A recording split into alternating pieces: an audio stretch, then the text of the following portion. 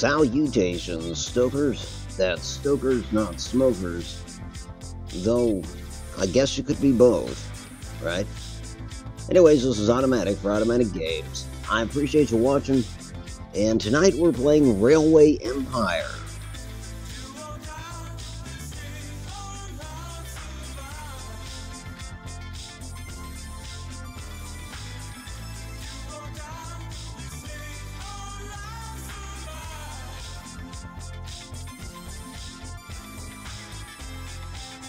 So, I hope my audio is coming through okay. I'm experiencing some problems with Discord.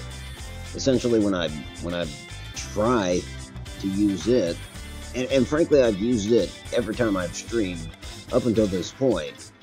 But when I tried to use it, essentially it kept me in the red, and so it wasn't picking up any of my audio. So I decided to go without it. Cool. Grayson, how the hell are you? Welcome aboard. Yeah, I don't know. So, I guess we won't have any guests tonight. We'll forego that, which is a shame. I always enjoy the banter, but I guess I'll be riding solo, and anybody watching is just gonna have to put up with me. It's a sad state of affairs, folks, but that is what we have become at this point. So yeah, I'm going to be trying Railway Empire. Frankly, I'm a sucker for these sim kind of games, you know, like City Skylines or something that I've always wanted to try out in a stream. And Railway Empire, of course. Not exactly, what's the word I'm looking for? Not exactly action-packed, but nonetheless, I enjoy these types of games, so I figured, what the hell, I'd try streaming them. I don't necessarily anticipate a really overwhelming response to it, but nonetheless, I mean, essentially what is streaming after all? It's just playing games that you enjoy for the hell of it, and it's not necessarily about the numbers.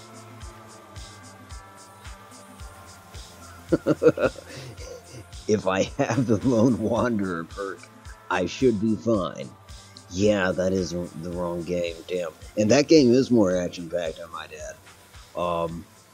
But I'll see if this game offers that perk. Yeah, I'll look for that. I wouldn't hold my breath, though.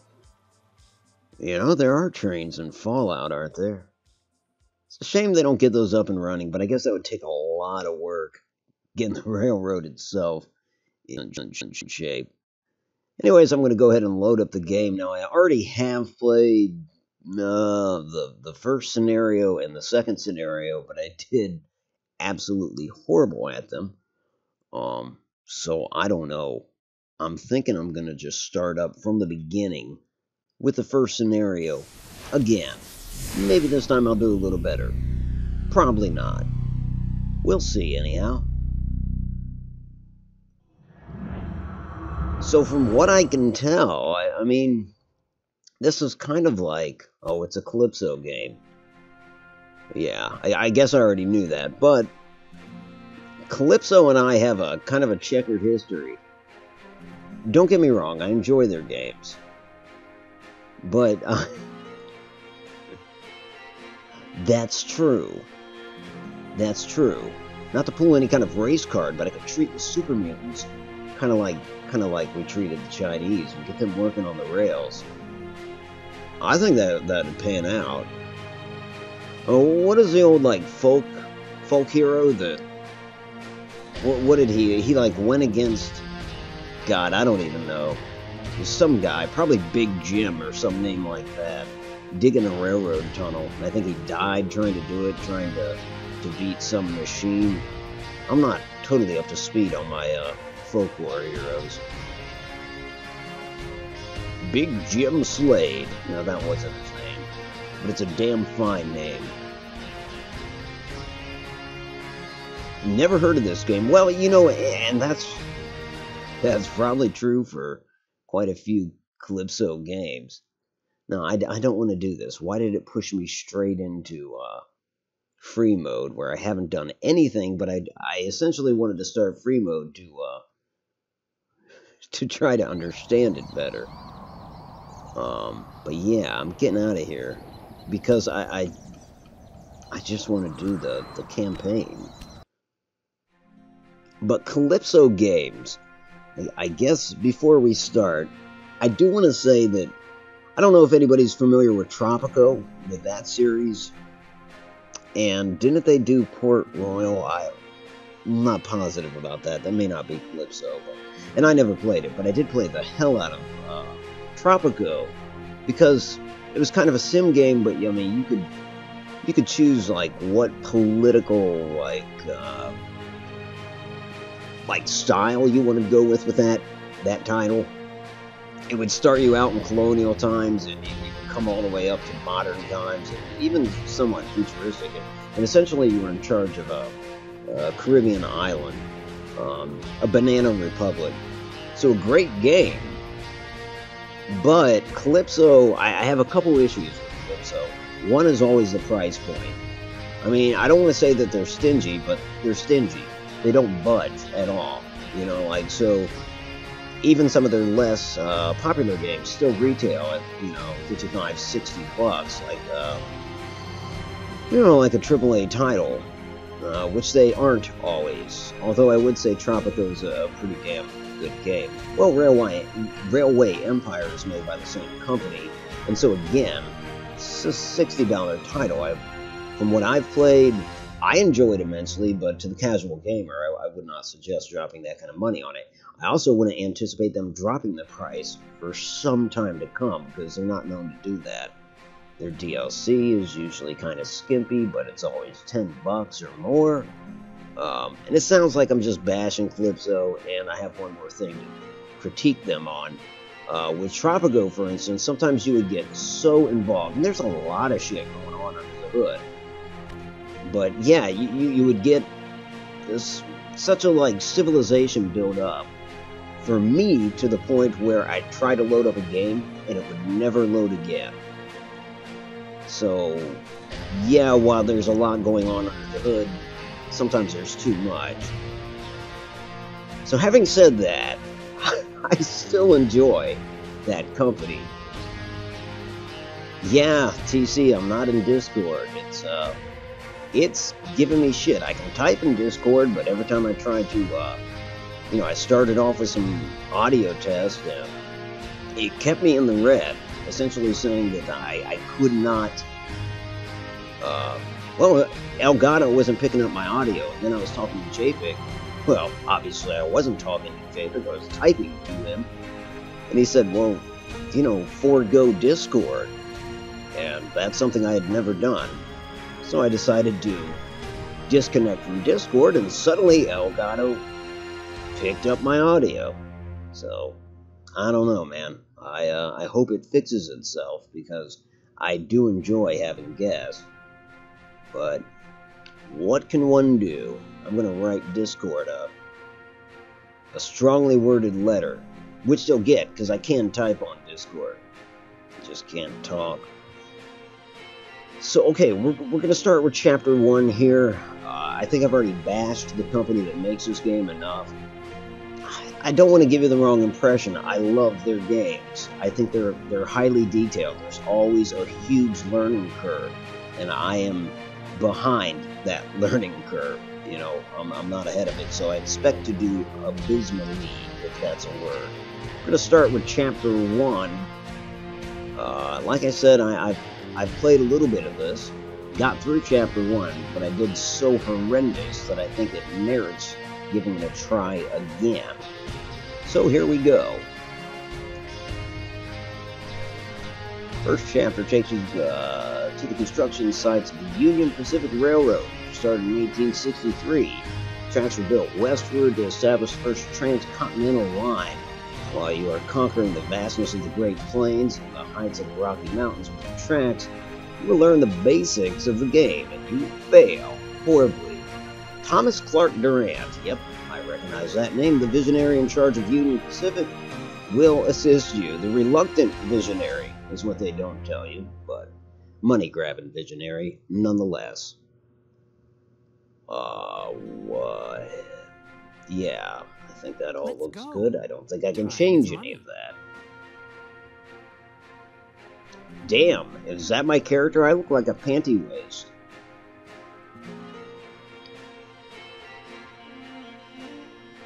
Yeah, my name's Automatic. Union Pacific Railroad. Looks good. Let's do it.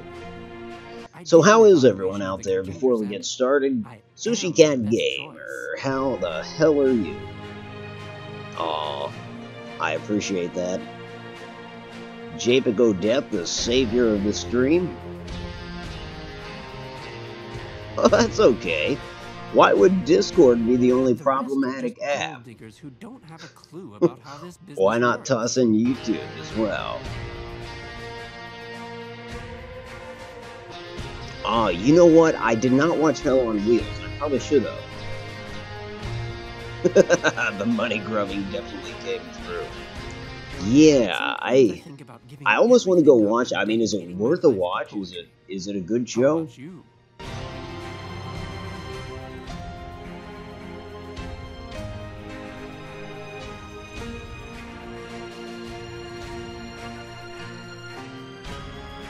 Breathtaking stills here.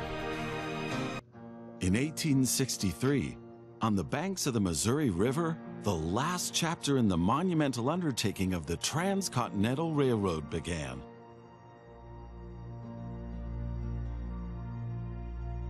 Okay. Go on, narrator. The workers of the Union Pacific Railroad began laying their tracks westward from Omaha through the wild heart of the North American continent. And that's an actual photograph. Oh, no, it's not. It's moving now. Massive challenges awaited them. Away from all civilization, the country was vast, the weather ruthless, and the challenges tremendously energy-sapping. But there was a masterstroke of modern engineering to be accomplished, to tame the wilderness and to conquer it with steel, fire, and steam.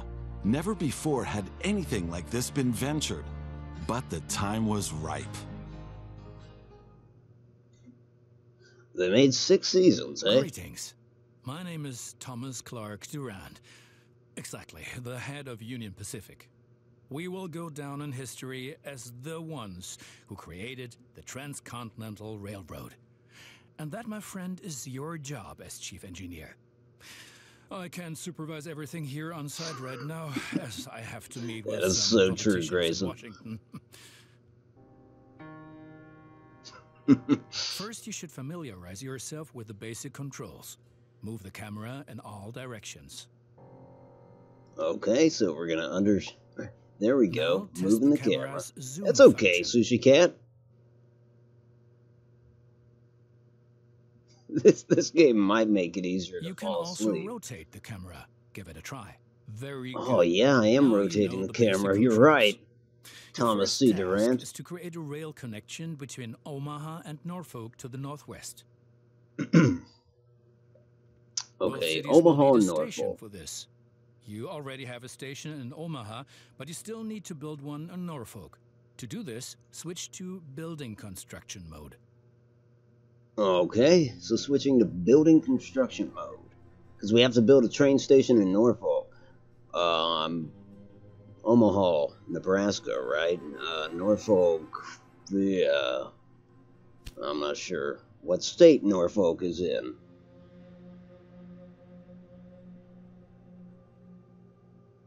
Yeah, you know, Javik, you're right. There's not a lot of gravitas in the narrator's voice.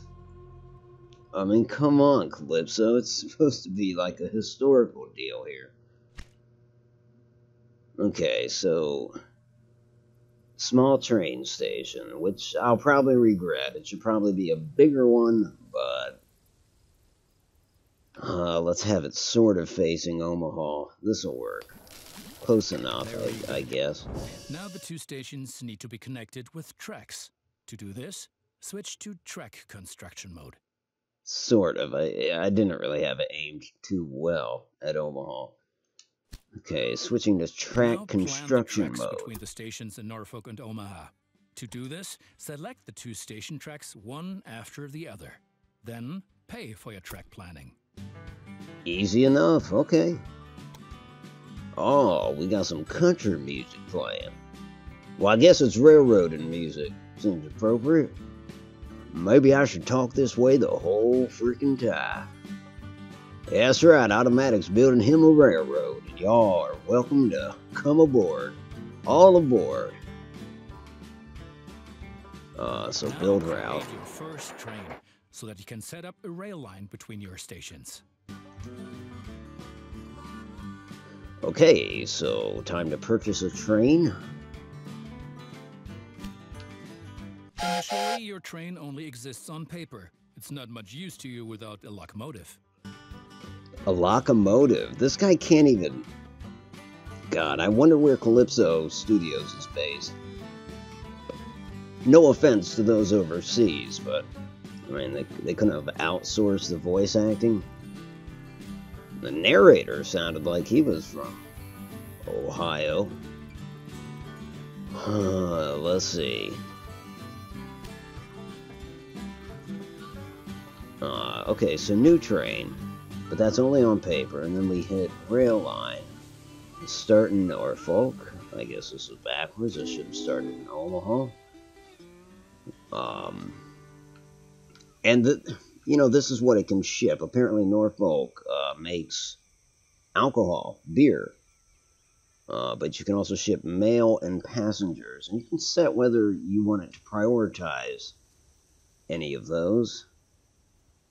I think everything's fine the way they have it set up by default. They're not going to throw me any curveballs this early in the game.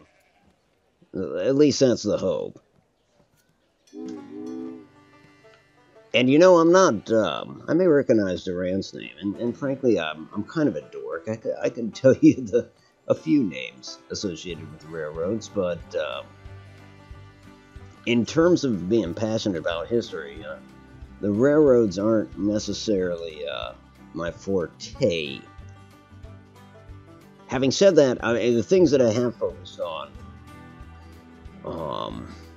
God, I'm trying to both talk and understand this damn game. Okay, so add locomotive. A Philadelphia. Not familiar, but that'll work. But it has to work. It's the only one we got.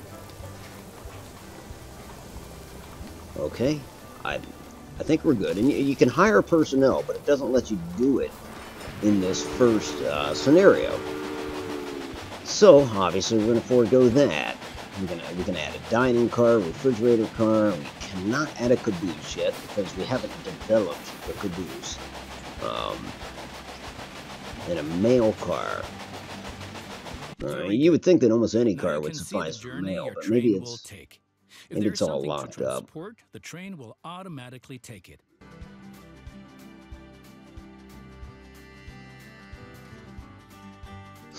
Yeah, I'll just do the voice acting now. I'll implement different accents. However, as each locomotive needs water, sand, and lubricant on its journey, you have to place a supply tower along the route.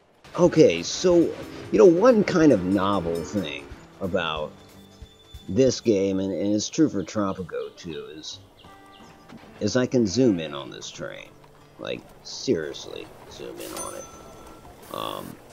Even more so than this. But this ain't bad. I mean, you can get pretty close up. I mean, I can see the stoker, or is that the fireman? I don't know. On a train, does a fireman prevent fires, or is the fireman, is that analogous to being the stoker, the guy that keeps the boiler, keeps it hot? I don't know. But, okay, so we can ride along. Here we are, looking out the right side. And left side. Then we've got front.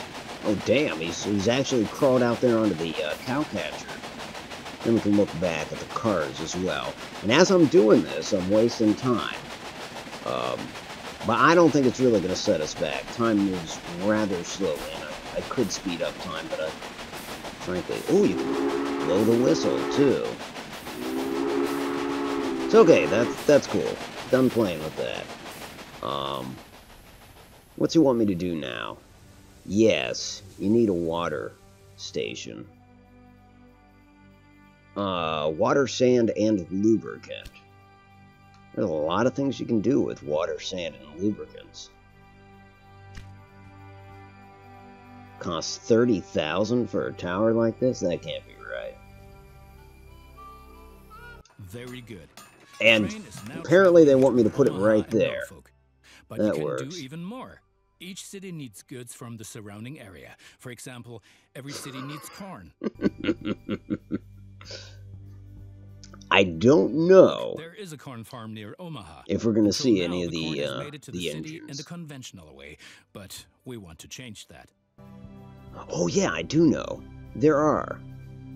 I don't know what impact they have, but right here, shut up, Durant. I'm trying to show people the natives.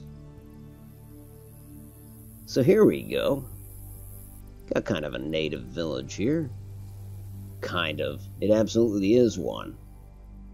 Now what part they play in this, I don't know.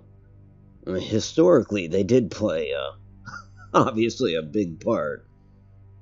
Although the impact of Native Americans on the actual trains was a little bit trumped up, a little overblown. They derailed a train.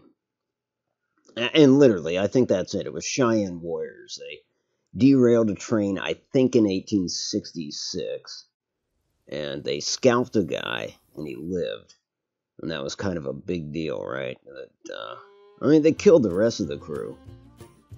But one guy that they scalped lived. He actually reclaimed his scalp, believe it or not. I think he donated it to a college because he couldn't get it reattached because he was in the middle of nowhere. I want to say it was from the UK, and sure as shit, he went right back to Britain because, I mean, after an experience like that, I think he was done. And really, who can blame him? Every train has a fireman on board, a member of the fire department of the city the train is leaving. Okay, so they're there to prevent fires. I did not know that. So it's different than the Stover. So now they want me to build a rail down to this farm. Clearly, because they've got an orbital strike coming down, and that tells me where to build a small station. All right, so we'll do that. Small train station. Oh, I better build it right there in the orbital strike zone. Now connect the new rural train station to the station in Omaha.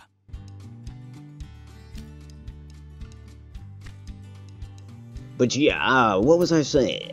You know, I mean, that's in terms of what I know about the railroads. I'm a dork. I'm a Civil War reenactor. So, in relation to the American Civil War, I know the part that the railroads played. But believe it or not, more than the Civil War, I've put more focus on the Plains Indian Wars. Obviously, I've already already showed my hand in that regard by telling you the story of the train that got derailed. But certainly the railroads played a massive part with the Plains Indian Wars, just because, hell, like, Durant, shut the hell up. I am about to mute this guy. I'm going to. I don't need to hear him. I don't want to.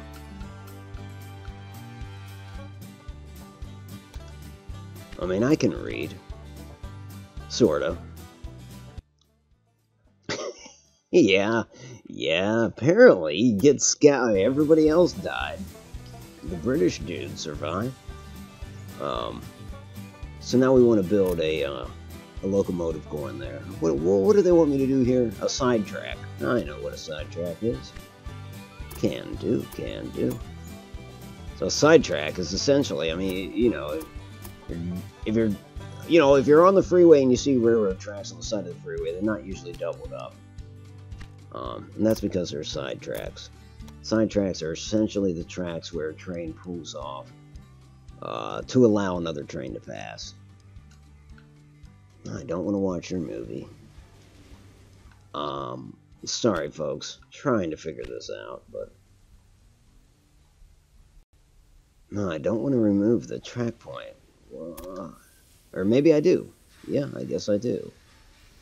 Clear that planning. I'll get this. I'll get this at some point. So we're building a sidetrack so our trains don't get all bunched up. But yeah, you know, I think a lot of folks have some kind of passion for history, generally military history. I like what you did there, Japhet. I see what you did there, and I like it. I like it a lot. Okay, so now I gotta set up signals. So I've messed around with this a little bit. I think the signals are free, so that's handy. And they want me to put one there, and... no, not there. Anyways. Well, hell, does it...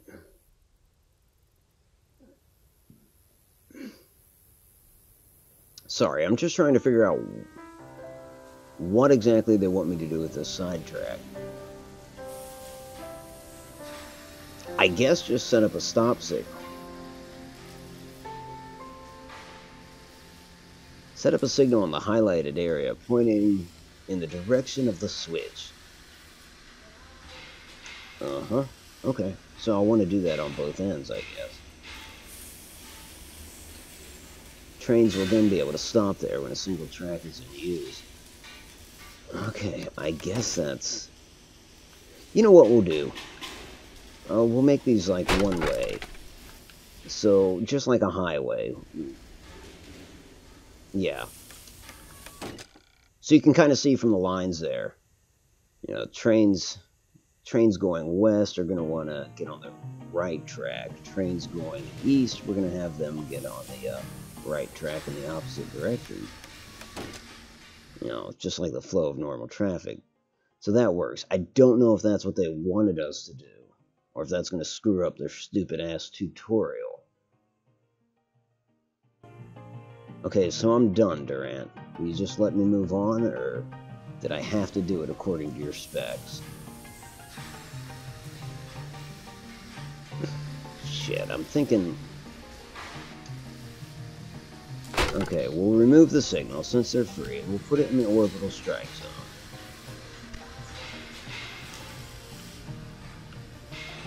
Got some saloon piano music there in the background. Okay, cool. He's satisfied. Very good. I'm sure that wasn't at all easy. It was kind of easy. You will soon come to realize that signals are an important aid in guaranteeing smooth rail operations. I don't think he was British. And he's done talking, so I should have read that faster. Now assemble a new train and give it a locomotive and a rail line. Your new rail line should travel from the rural station through Omaha to Norfolk, so the people of Norfolk can be supplied with corn. Corn! Corn! Alright, let's get them their corn. And some porn. I wasted $60. I know that's what a lot of people are thinking, but honestly, I like these style games. Sad but true. And plus, I knew it was a Calypso game, and I'm a fan of the Tropico series, so I knew what I was getting into. I won't lie. But no, this is not going to be everyone's favorite game. These tend to go under the radar for a good reason. Okay, so this train's going to start out of Evans Farm, which I think I can rename. They'll go through Omaha and ultimately end up in Norfolk.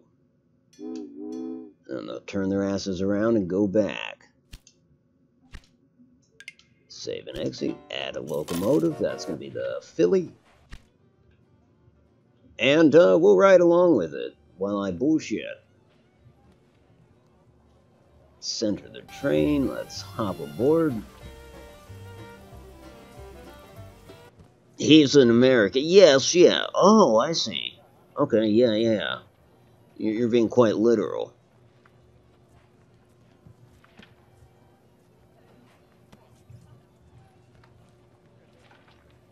Is this train gonna move? Well, still missing something. Oh, no, he's not British. Construct such a maintenance building in your station in Omaha now. Okay. Which is not mandatory. We don't have to set up maintenance buildings, but I guess at this juncture it is mandatory, because dude's a prick. And a money-grubbing prick. We've already established that. Construct maintenance building. 80 grand? I mean, is this $1863? We got a war going on back east, and they want to waste 80 grand on this. Well, damn. Okay, now I can jump on the damn train, right? Right, we've been lollygagging for long enough. I need to return to Washington for further miserable negotiations with our representatives of the people. I've written a task list for you. Great. Yeah. Let's see what his stupid-ass tasks are. Okay, by 1864, hopefully by the end of 1864, we have to connect Omaha to North Platte. We also have to connect Omaha to Cheyenne. Okay. I hope he means the town and not the tribes. So that's, I guess, easy enough. And we're just going to kind of ride the train while I catch up with chat. No, I don't want to do that.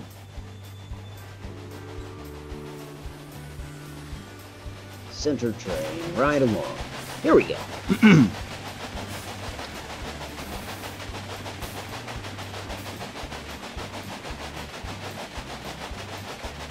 You got paid $5 a week. Yeah. Yeah, that is nuts. 80 grand. So they probably could have done a little more research on the price points, but it is Calypso Games, and they charge out the ass for their games. Like, you know, I think Kat said I wasted $60. Well, I know I didn't waste it because I enjoy these types of games, which is right on point with $60. Calypso doesn't hedge. So I guess that's a Calypso water tower. Because they're gouging people for it. But, what the hell was I talking about earlier? Yeah, in terms of what I enjoyed history-wise, like, obviously the American Civil War with the Plains Indian Wars, obviously the railroad industries were, you know, tied to those. In fact, I want to say, so, the 7th Cavalry, Custer, who I've, at certain points in my life, have been absolutely obsessed with the 7th Cavalry. I know, they have kind of a checkered story. But, their campaign against the Cheyenne was completely ordered by the Union Pacific Railroad. And again, the Indians didn't necessarily, I mean, they didn't knock out a bunch of trains. They only derailed one. But what they did do is the surveying groups that went out before the tracks were laid, numerous survey groups went out there and never came back, you know. So in terms of personnel, a lot of folks did die at the hands of the more warlike Plains Indian tribes. But, and it was so trumped up in the Eastern press that it galvanized politicians, and they basically sicked the military on them to clear the way for the railroads. But again, I don't want to say it was much ado about nothing, but, you know, it was a little trumped up.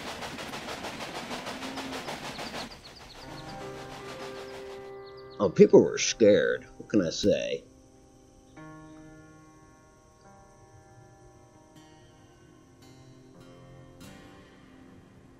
Oh, yeah.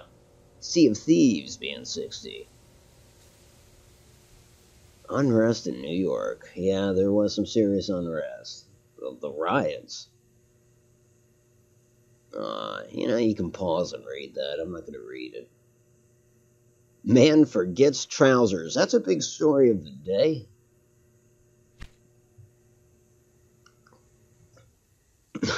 She worries about what and how I do things. Oh, you two. You two, stop. Stop it, you two. No, don't stop. It's actually fun to read that stuff. And thank you, Grayson. Much appreciated. The better a city is supplied with goods by rail, the faster it grows. Well, no shit. That's shocking. I'm gonna get... Yeah, you can just delete all those tips, and so that's exactly what I'll do.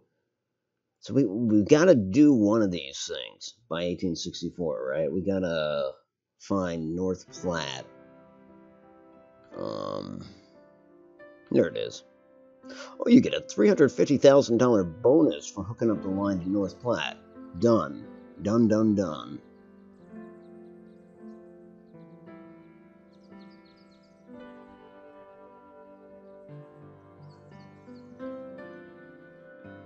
And so we built a station there, and we'll go ahead and hook it up.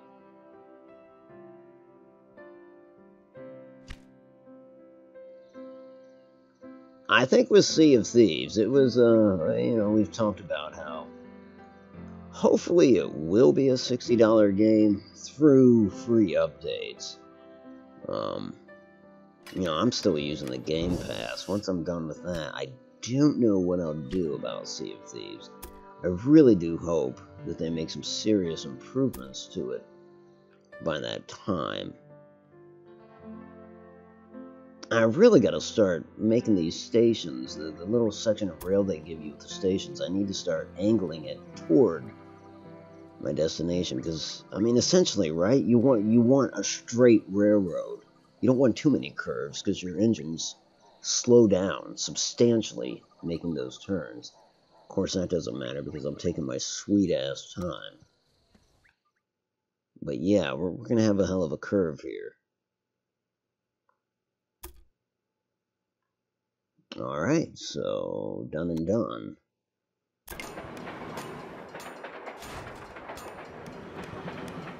And obviously on this stretch we'll need another sidetrack, would be my assumption. You're going to want that in between each one, that way trains can pass each other.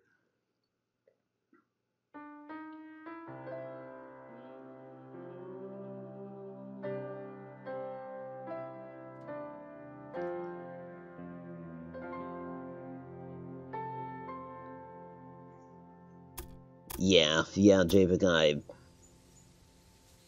yeah, we have talked about that at length. There's just, I've heard it described as a shallow ocean. And honestly, that's the exact same description that was given to Elite Dangerous, another game that I play. Although I do think it's kind of more fitting for Elite Dangerous. I don't know. Sea of Thieves is... There's something to it. It's a novel idea, and I do enjoy it, but... as stated, that they've got to do something. They really do. And here's hoping that they do. I will continue to play it. But like I said, that Game Pass is going to expire at some point, and in the interim, they're gonna need to do some shit to get me to actually pony up for it. Dropping the price would not be a bad call. I think they would sell more copies if they made improvements and they kind of reined in the price point a little bit. At any rate, I do think it's a good idea. That whole having different players control different aspects of the ship.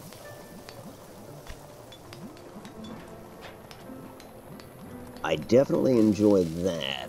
And like Kat, when you, myself, and Phoenix were playing, I had a lot of fun with it. I guess I've heard people reviewing it say the same thing, which some of you out there have probably heard as well, that they have had fun when playing with friends. You get into those random games, and it's a real crapshoot, and the odds are kind of against you that you're going to have an enjoyable time. That's a hell of a sidetrack, I might add, but I probably wasted money there.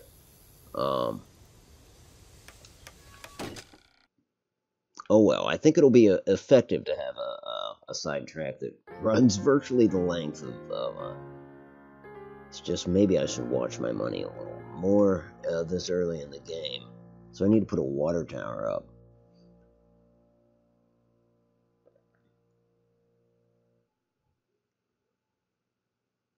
Ah, that's a good call, Grayson.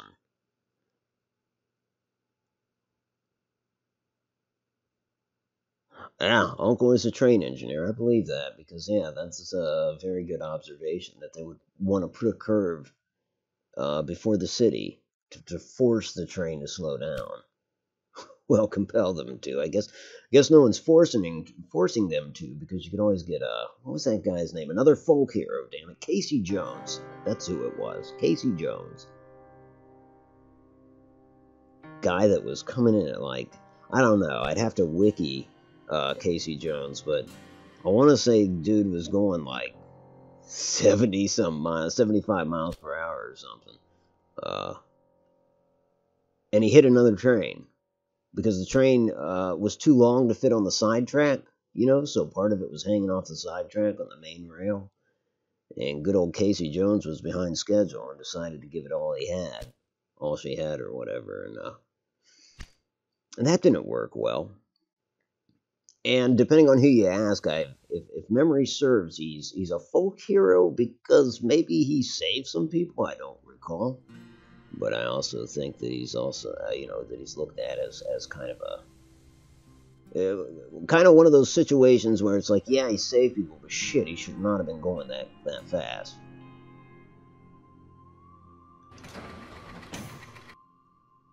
So there's our supply tower. We've got our signal set up. Should be good to go there. It's just we don't really have any trains running out to North Platte yet. So I'll remedy that immediately. 100th Meridian crossed. In the last few days, laborers from the Union Pacific Railroad have crossed the 100th Meridian with the tracks. With this first milestone, Union Pacific has now ensured the right to forge ahead with the line through the heart of the continent.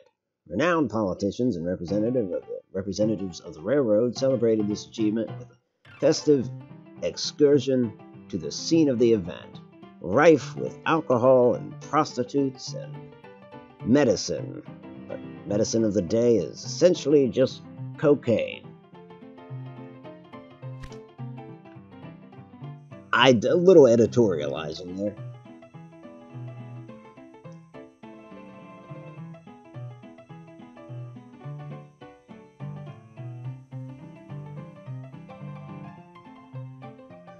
Had fun playing alone. Yeah, TC, I did too.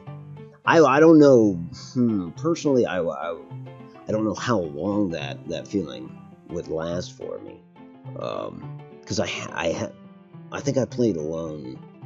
I don't know, maybe the first 2 weeks, but then that kind of wore off. I think because then I played with a team, and I say you know what I mean. You know how I mean you. I don't mean you specifically. You just kind of like, you get so enamored with the idea of playing with a team, and then you go back and you play alone, and it's like, I miss my team kind of situation. At least that was my experience with it. So let's go ahead and set up this rail line. We'll start in North Platte. Yeah. I'm just keeping all this shit default, I guess, because I don't know any better. I'm ignorant. Which is fine to admit. I actually appreciate when people admit ignorance. Some of you probably already heard me say this numerous times. My 3 favorite words to hear are I don't know, because it demonstrates humility. I think I had when I was playing Battlefield, doing videos on that. I had a long-winded rant about that because I encountered somebody that, just about knew everything about World War One, but in truth, they didn't know shit. And while I'm not an expert, I've already told you that that's one of the areas. Did I say that? Anyway, Civil War, Plains Indian War, World War One. I'm eclectic, so I know a thing or two about World War One. And this fellow I was talking to was just way off base, but just never admitted that he just didn't know. And so I just really went off the deep end about that fella. Okay, and all we have are these Phillies. I wish they were Philly cheesesteaks. Damn, that would be good.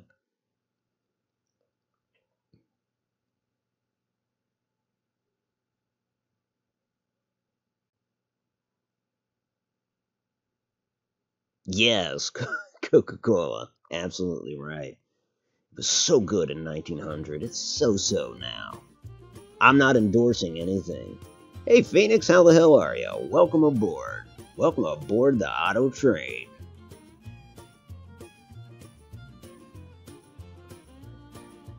Several Otto trains. We got 3 of them in action right now.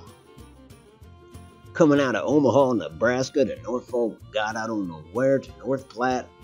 What is that? Where the hell is North Platte? Or Norfolk, for that matter. Nebraska? I mean, is it all Nebraska? I doubt that, but... Okay, so I'm gonna hook up some of these rural, these farms to the rail line. For instance, this one's got cattle. That can't hurt. Like, I've already kind of touched on the fact that there's a lot of shit going on under the hood. You know what I mean? And, a lot of stuff I don't understand about this game. But even on this screen, which I don't totally understand, you've got these crates and stuff on the right-hand side of the screen, and that whole category. And these are all, like, primary essential materials that it's showing you, but you can go down the list. As a city grows, you get more refined goods. But right now, the people that live, where am I? Omaha, their needs pretty much are simple. Grain, cattle, corn, wood, meat, which is ambiguous, and alcohol. It's funny that that's an essential, but... And that first column is... I think it's what they have. The second column with the red arrow pointing out of it is consumption. The third column with the gears, that's production. So Omaha is actually producing meat. And the last two, I have no idea what those are. So it looks like we're going to need, what, grain and wood. Yeah, forget that cattle ranch. We need grain and wood in Omaha. What's the connection? Oh, but now they're telling me I get a connection bonus, 98,000. Well, I wonder if Norfolk needs meat. No, they don't. But that's politics for you. They want me to connect it, and they're willing to give me money for doing so, so I'll do that.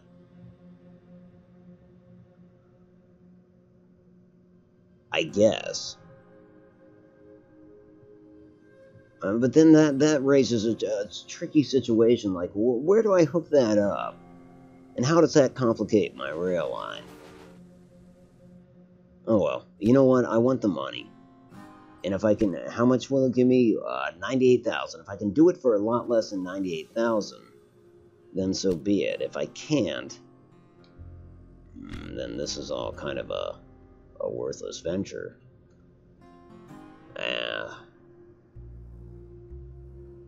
So we construct a small train station. That's 40 grand right there.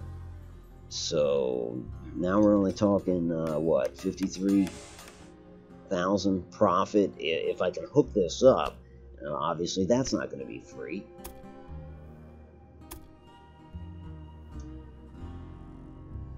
Erase that. There we go. Okay, so it's honestly not too bad. 14 grand, 15. Okay, it's getting more expensive. Jesus, well. Yeah, 18 grand. So there's a little margin of profit. I'm gonna have to put a signal there, but that's free. I don't know. I guess a water tower too, unless I can hook it up just before this water tower. I think I can. Screw it. It just makes more sense to...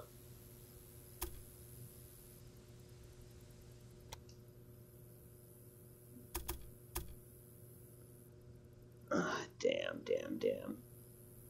Okay, remove track point.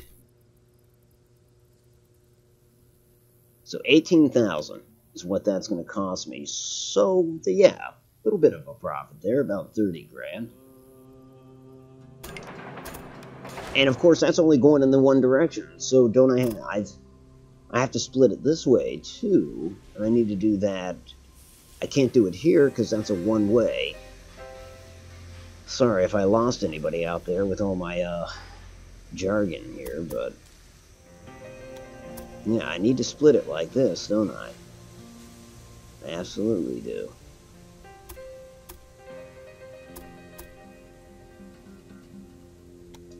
So there's that, which is 9 grand. So now we've made a profit of 20 grand. It's not very impressive. Especially if I have to build a damn supply tower, because those cost 30. But I guess I already said earlier that it's not mandatory. It's just without that supply tower, your trains kind of take damage. Ultimately, you're going to have to repair those.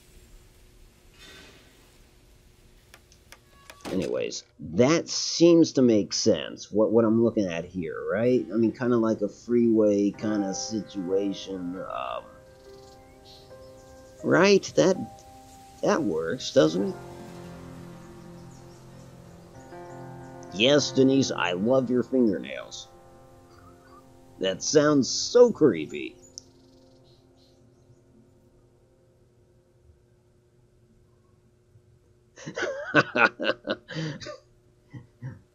Thanks, Grayson.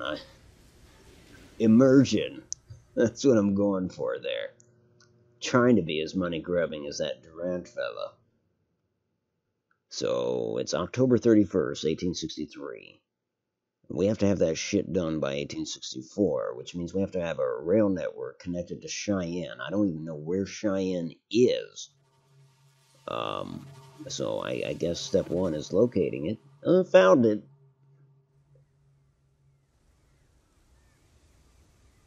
What kind of bonus do I get? Oh, damn. $500,000 if I can connect to Cheyenne. But the thing is, it's November 1st, November 2nd. Okay, so Cheyenne's just north of Denver. Let's see if we can find Japek's ancestor's house. There it is, right there. Is that it, Japek? It's that green one on the corner. Or no, am I wrong? This is the one across the street. The house of not of. I should say the house O Japek. It's somewhere in here. I wonder if I can rename Denver. Just call it Japekville. I can't. Well, I know I can rename the train station when I build it there. But what am I talking about? Why am I even focusing on Denver? I need to get my shit together with Cheyenne. Now it's November. Now it's mid-November.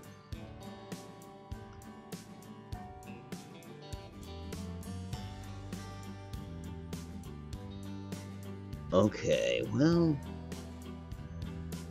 So it's a straight shot to Cheyenne. I can certainly afford to do this.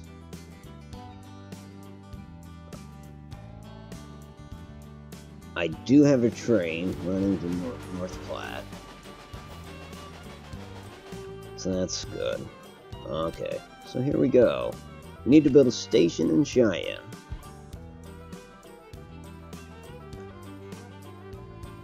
I want it to be lined up with the existing rail somewhat. Oh no, actually, taking into consideration what Grayson said, I want it to have a little curve. So in fact, Looks like we got a little pass through the Rockies here. I'll line it up with that.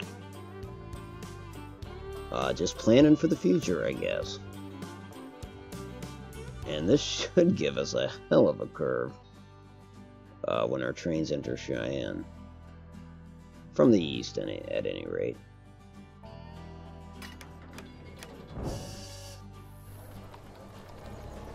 I did just... Okay, yeah. That's good.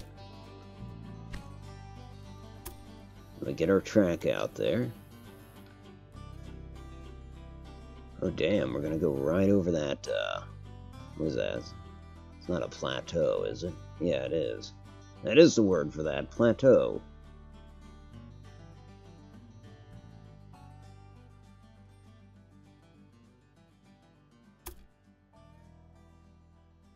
$155,000, that's worth it.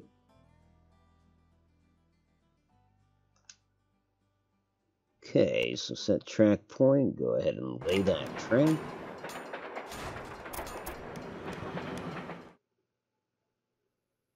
Yeah, that's good. That's a good deal. You know what, Cat? I don't give false nails either. It's au naturel with me. Just a fun fact. I don't like to disclose too much information about myself, but I will tell you that much. Cities receive basic goods from the surrounding area. If you construct stations in the right places and establish rail lines, your trains will be used to transport goods and you will make profits for transportation. But for this, you'll have to know what goods a city actually needs. Well, Mr. Durant, I already kind of looked at that, so I'm one step ahead of you.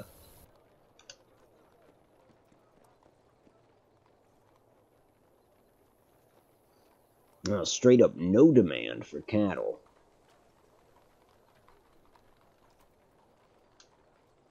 Okay. I do need to make my side track and my water tower.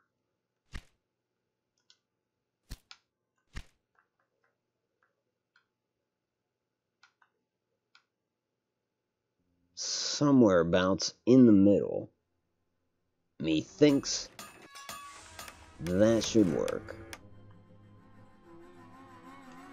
I think I can afford to run a sidetrack virtually the whole way, and I like doing that because it creates kind of a two-lane highway. And you can run parallel tracks, but I like doing it as a sidetrack.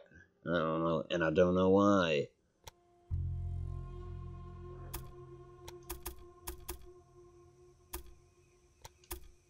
Yeah, I wanted to run alongside.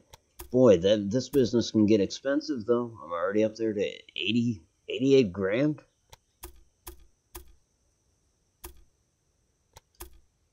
Funny thing, Omaha. So this is starting out of Omaha, and from what I do know of Durant, he did not, God, the president wanted the tracks to start somewhere else. I want to say in Iowa. But Durant crossed him. Shit, honestly, Durant didn't, this game's a little wrong saying it's 1863, because Durant's people didn't start laying rails until after Lincoln was dead, even though everything was agreed upon prior to Lincoln's death. Durant just didn't have the drive to do it. So in a way, he was squandering his government deals. I don't know if he was able to lift money out of the situation in the interim, but dude was shifty. And Lincoln was a big proponent of the railroad. In fact, I'm sorry about all the dorkiness with the history shit. Gotta clear my throat. Stand by.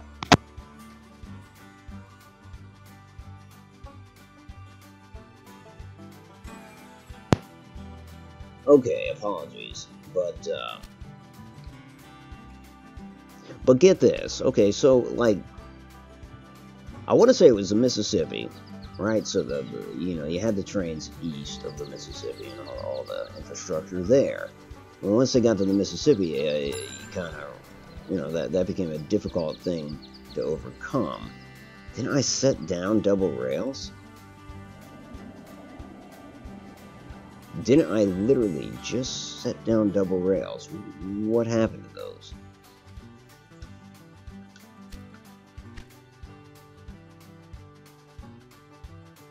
I guess I never okayed that. Yeah. So there they are. Anyways, so the railroad companies, and I'm not sure which company, they built a bridge crossing the Mississippi, and a riverboat hit the bridge, hit the base of the bridge, and this was like in the first month of the bridge being opened up, and sure as shit, the bridge collapsed. It was a big deal, obviously. They'd spent a lot of money on this thing. Now, then you had pieces of the bridge in the river. You also had what was left of the riverboat in the river. No casualties on the riverboat, incidentally. The entire crew got off before the collision, and that's important to keep in mind. You know what I mean? Because you can't stop a train on a dime, and probably not a riverboat either, but you do have anchors. Anyhow, so the Riverboat Association decides, I think I've got all my facts straight with this, they decide to sue the railroad, saying your damn bridge sunk one of our riverboats. And, you built the bridge wrong or whatever, didn't give us clearance, even though there was certainly clearance made for riverboats. They took all that into account. Well, a young lawyer comes along and he ends up suing the Riverboat Association. And the Riverboat Association loses. And they actually dissolved because of the loss. And the young lawyer was Abraham Lincoln. And essentially what he was able to prove was that the riverboat intentionally rammed the bridge because for some sick reason they saw the railroad as competition to their industry, even though, come on, the Mississippi flows north and south, the railroad is going east, west, whatever. I don't know, I think it's interesting, and it was kind of the impetus of Lincoln's fascination with the railroad, or certainly his defense of it. But yeah, so going back to the entire crew of the steamboat getting off the steamboat before it collided, that's because they jumped. They set course and jumped. And so it's fairly easy for him to prove. He said if it was an accident, they still would have been aboard when the collision took place. So sorry I'm a dork, sorry I'm going to keep saying shit like that, but it's fun facts. He had a wing-wang tattooed on his wrist? Boy, a wing-wang? Yin-yang, yes. Okay. I thought that was like a cute way of saying a penis. I'm sorry, Phoenix. I totally... Because I don't know. But yeah, so yin-yang, I know what that is. I was concerned there for a second, Phoenix. I'm not gonna lie. I thought your ex-roommate. Okay, cool. Yin-yang, wing-wang. Let's call the whole thing off.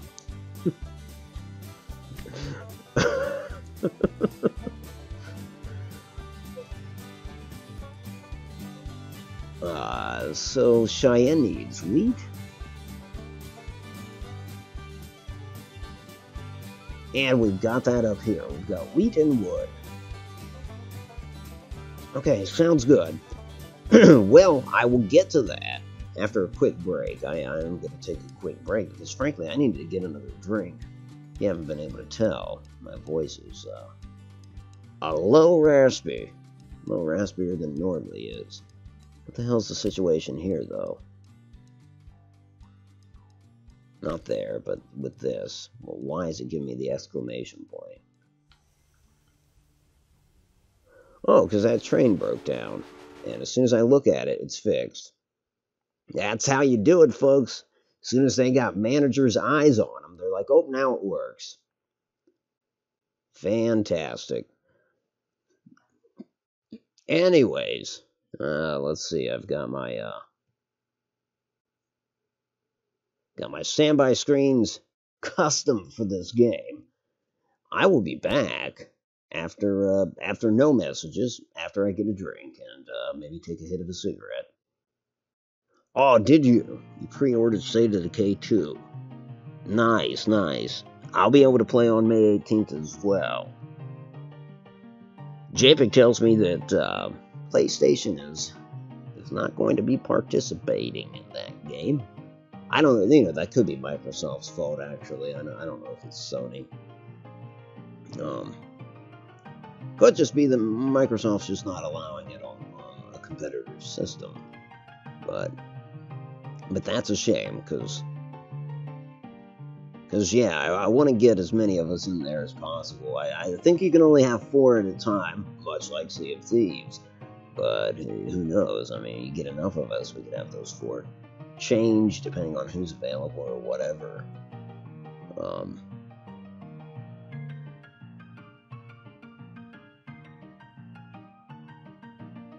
But yeah, I totally look forward to that game. That's going to be a lot of fun. And unlike Sea of Thieves, State of Decay is it's a sequel, so I'm confident because I already played the first one, as did you. And so we know what we're getting there. Not that we were bamboozled with Sea of Thieves. As stated, I do enjoy the game. But I know I like State of Decay a lot. And this second incarnation is only going to be an improvement. Anyways, yeah, that girl's tied to the rails. I'll be right back.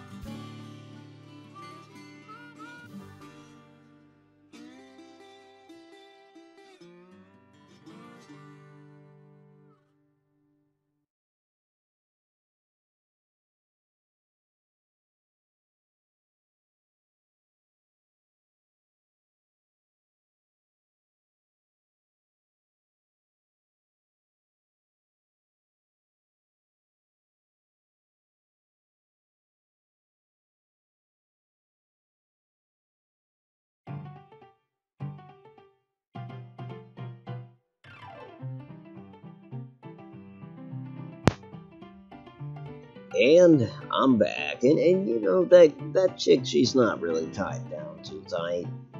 It almost looks like she's just got rope tied around her waist. It's amazing the train hasn't hit her yet. I took quite a break there. I have watched a lot of gameplay for State of Decay 2. This is Denise. So I know it's not going to be like Sea of Thieves in that it will not have enough content. Or yes, you're right, it'll have plenty. So no worries. That's absolutely true, and I've been keeping up with it too. As much as I can. I've been way too freaking busy. So busy that I've got to make some serious decisions come midsummer and figure out how to lighten the load here. Don't want to be a quitter though. I know I've already kind of got a reputation in our community as being a quitter, not seeing things through. That does kind of pain me because take Gary's challenge for instance. I really want to continue with that, but man, I barely have time for anything anymore if it's not the middle of the freaking night. So anyways, that's enough about that. But yeah, I've got to switch stuff up at some point. Anyhow, back to the game.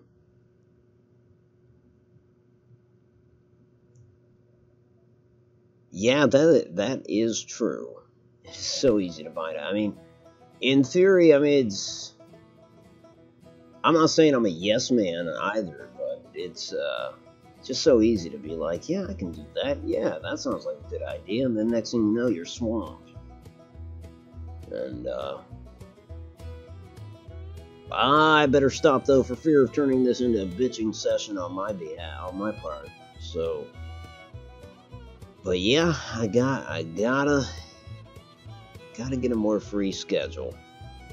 A more free schedule. I don't know if I phrased that right. It doesn't matter. We'll build another small station up here. Yeah.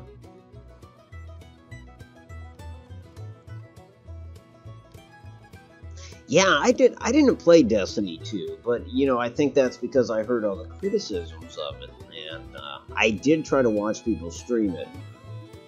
It didn't do it for me. It was like watching somebody play Railway Empire. No, oh shit, a big train station actually gets both of these farms. Not farms, lumberyard and the farm. What else would I do? Or no, it's not, because I could build 2 small stations for 80 grand. Or drop 200 grand. Yeah, screw that.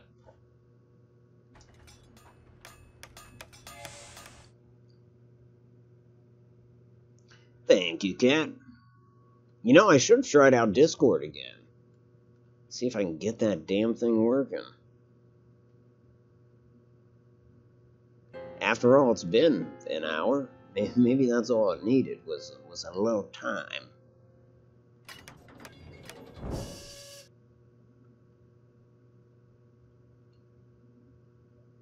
Okay, so now I want to link up the tracks, I guess, to the northwestern end of Cheyenne.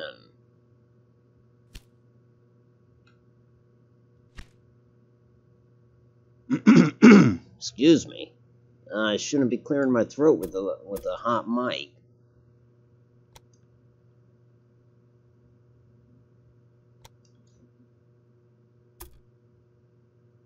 Oh, I don't want a bridge there. What the hell? Bridge to nowhere. Bridge over nothing. And that's how you avoid it. You just do this shit incrementally. Now, granted, I've got more of an incline there. I've got 3%, 4%, but I think the trains of 1864 should be able to handle it. I don't know. I guess we'll find out. If not, I just threw money at that. Yeah, do this incrementally, and I won't have those big bridges. And essentially, I don't want the big bridges because I I don't know how that'll affect a sidetrack or anything like that.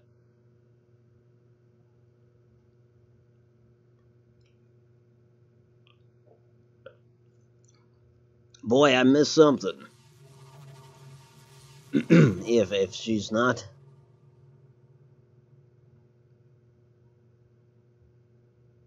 What was she doing? Wearing a... What did I miss? I'm gonna scroll up, because now we're talking about titties. God, I hope this is not someone's daughter or niece. I mean, somebody here. Obviously, it is somebody's daughter. Perhaps someone's niece.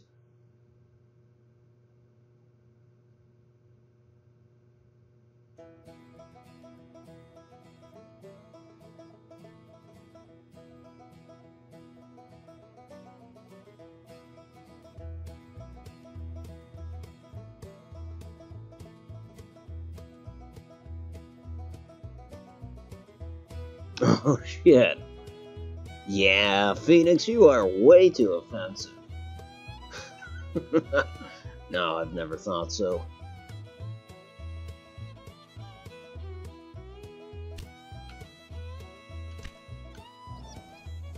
And at least now, YouTube, you know, if somebody goes back and watches this, they can actually see the comments. That way I don't actually have to explain what you're talking about. Not to say I totally understand it, because I didn't read everything, but suffice to say it. Looks like Snowflakes got sad over what you said. So I don't need to connect this end of the track. That can be an end of the line thing at the Brown Preserve. It's where they peddle poop. Or grain. I guess it's grain. So build route.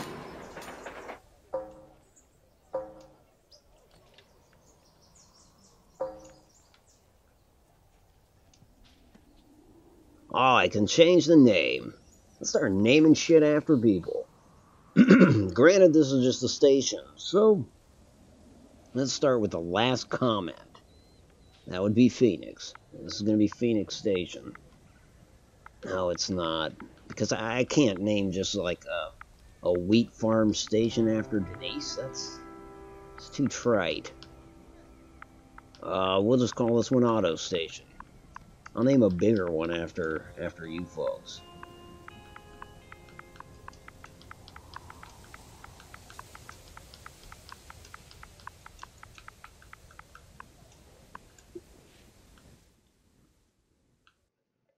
Yeah, we'll name the one in Cheyenne, Phoenix Station.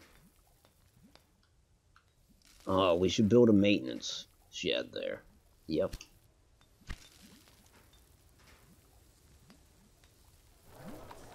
Did we not do it?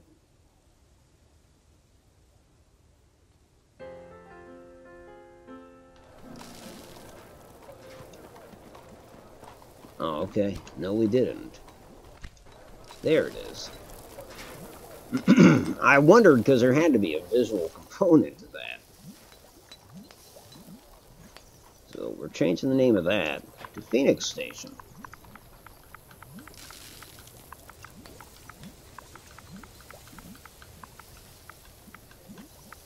There it is. Phoenix and Station.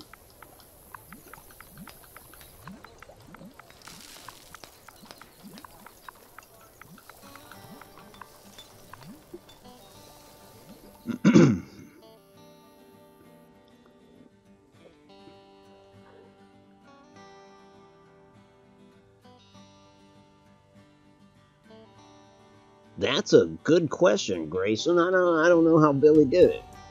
When I first saw your comment, I thought you were talking about my son. I thought, well, we didn't have him in a fridge. Not for too long. Okay, that was wrong. I shouldn't make comments like that. We never put him in a fridge.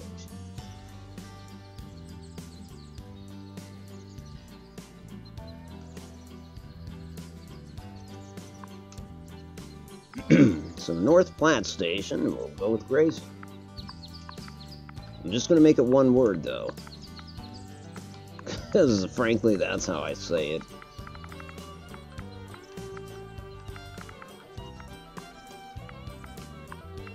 And it rhymes too, Grayson Station. That's badass.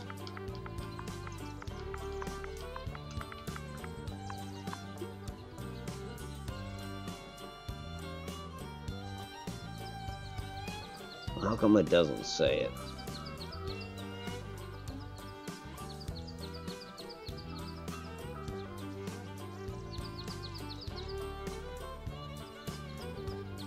Now we'll construct a maintenance building there. What's the point if it doesn't say the name of the station?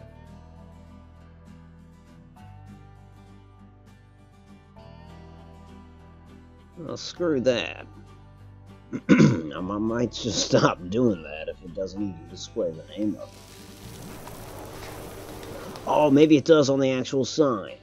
That'd be sweet. No, it says North Platte. Bastards. I'll stop there, unless I start seeing that it actually displays the name somewhere.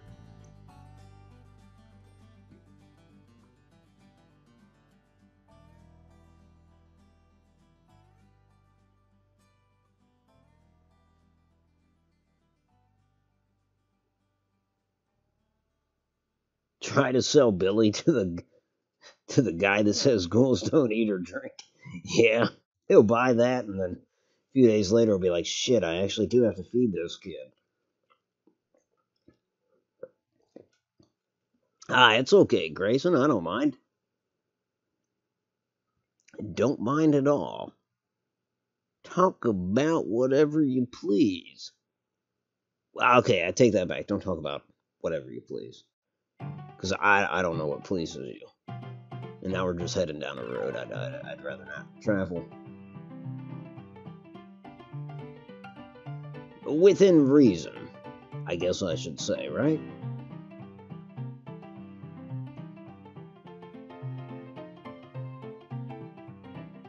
Okay, so I've got to have a train going out to Otto Station and cook chopping. So why does Otto Station appear? I guess it's just a rural one. Rural ones.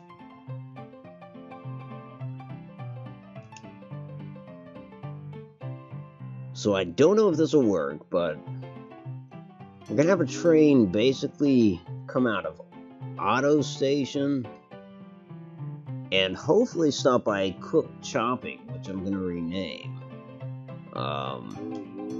And then on to Cheyenne. It's just gonna be the one train, so it won't be necessary to have sidetracks. At least at this point, that's the route I want to go.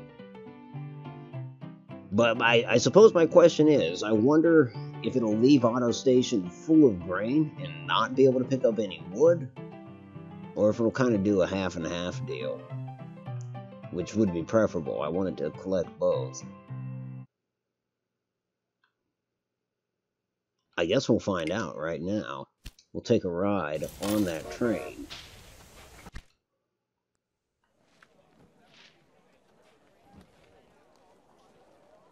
And yeah, it's filling right up, so that kind of sucks. There's got to be a way to manage that. It's a Calypso game, there has to be a way. I don't know what that way is.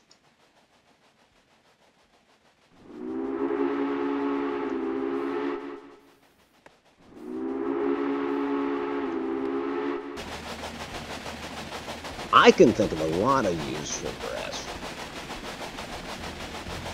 I'm sorry. There's a wolf, yeah. Yeah, that's nuts. Putting the baby in the oven. But I remember hearing about that. Nuts but true.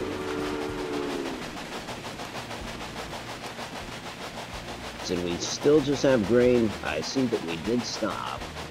Yeah, pointless to stop because we were full. You didn't cross the line. No. They can, indeed, TC. There's one practical use. Wow, look at the landscape here. You think these are supposed to be craters of the moon? That's a place, you know, out west, craters of the moon. But I think the Badlands are out here too. Granted, it's a trite version of the Badlands, but...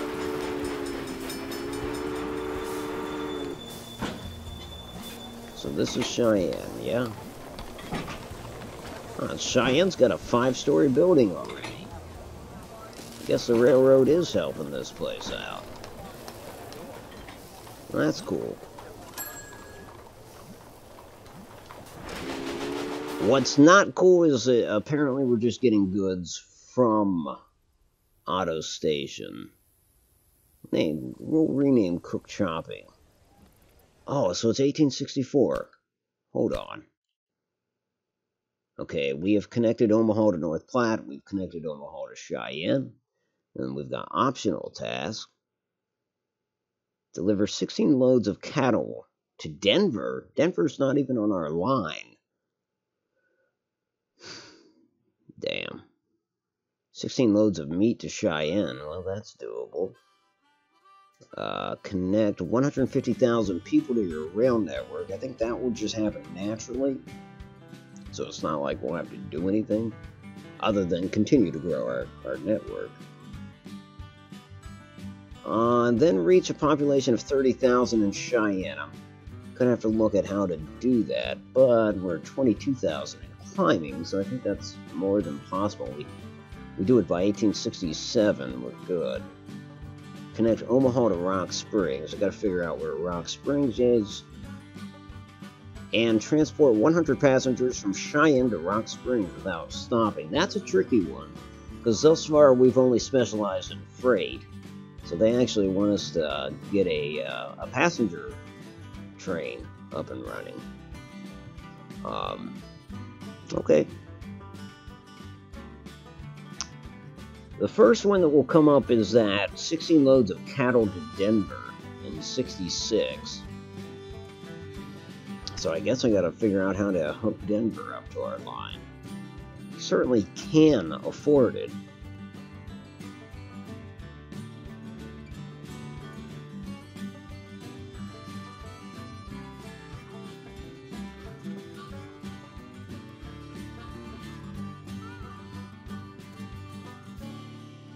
I don't ignore that fact, Phoenix.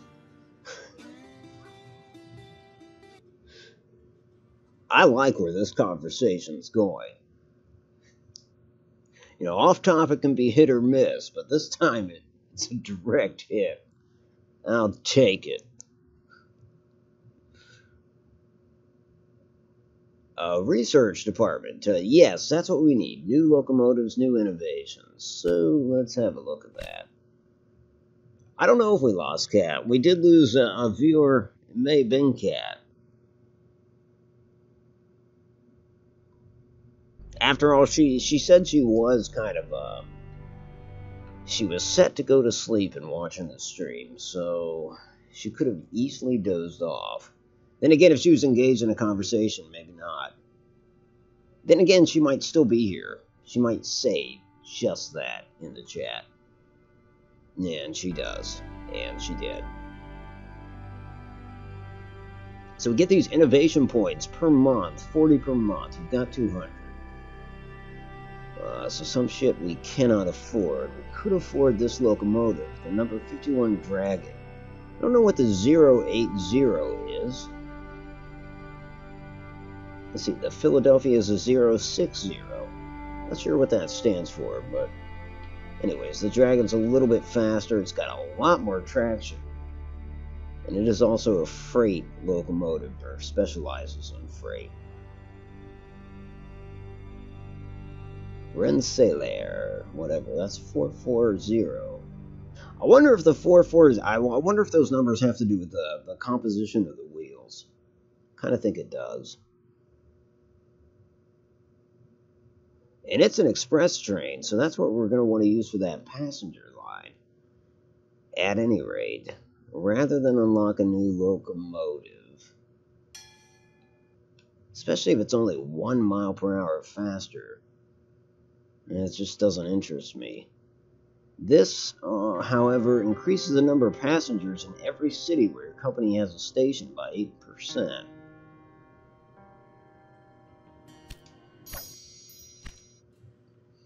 Okay, it just told me some shit. Oh, it needs a supply tower. Of course it does.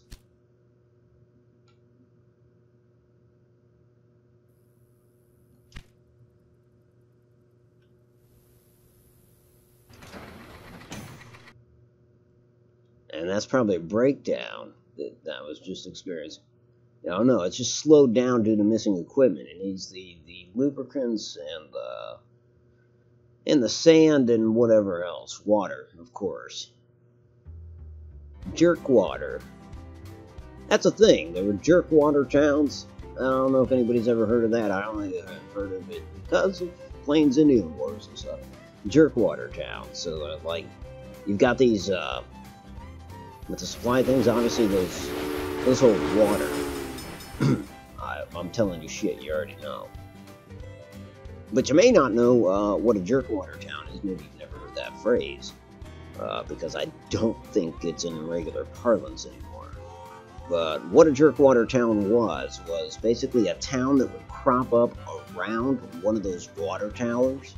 And it was a town too insignificant to be a formal railroad stop, right? So, but the train would stop there nonetheless to get water, and they'd jerk a lever to dispense water. And so the little towns would be called jerkwater towns. A lot of them didn't last. But cruddy little towns like that where it was easy to jump on a train, you know, illegally. Sorry. I'm just going to keep trying to throw out the fun facts, which are neither fun, but no, they are facts, but they're not fun. Okay, so Denver. Let's hook you up, Denver.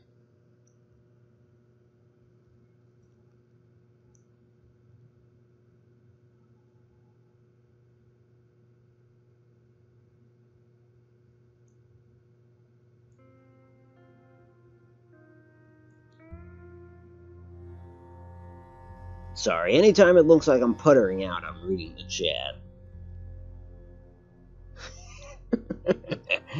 Get that jerk on. Those are jerk-off towns. There's a difference between jerk-water towns and jerk-off towns. Jerk-off towns were towns that didn't have any brothels.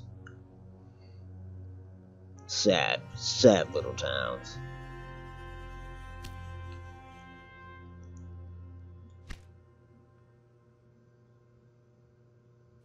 Wait, so... Okay, what was it about Denver? I needed to deliver meat there? We've gone straight from jerk-off towns to meat. Yeah. Cattle. Okay, well, here's a cattle. Here's a ranch. So yeah, let's, I guess build a station here. Can I build it in their fields, or will that hurt their production? This was only one way to find out, because I need it to be on that side. I don't want it to be on that side, and then we have to loop around this town. So yeah, I'm gonna build it right in their fields. They're just gonna have to adjust.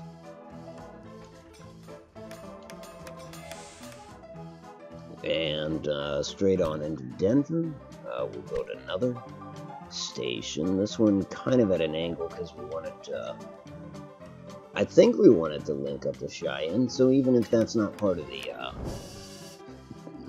challenge, just seems, I don't know, seems like a good idea.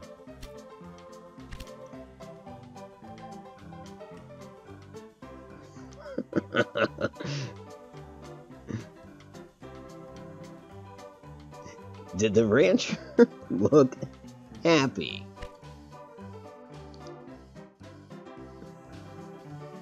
Oh, the rancher's Kelly. I guess Kelly could be a guy's name.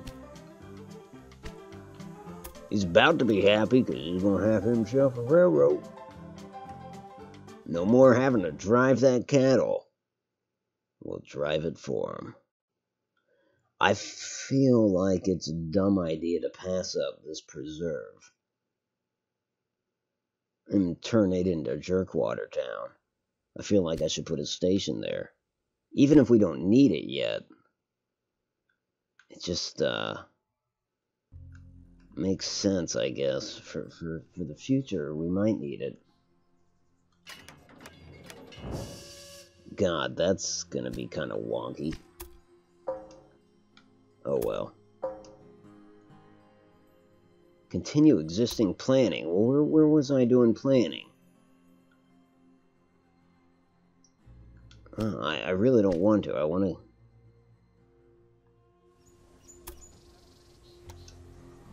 Okay, there we go. You know what? He moved his fields. He moved his cattle. So, no, he wasn't happy about it, I'm sure, but he's about to have to move them again because I'm running a line right through his newest field. That dude's going to be pissed. Okay, but he moved it again. Okay, well, so that's good. That's not a fear, then. It's amazing that, you know, went right through his field on August 30th, and by the 31st, he had it all set up again. Elsewheres.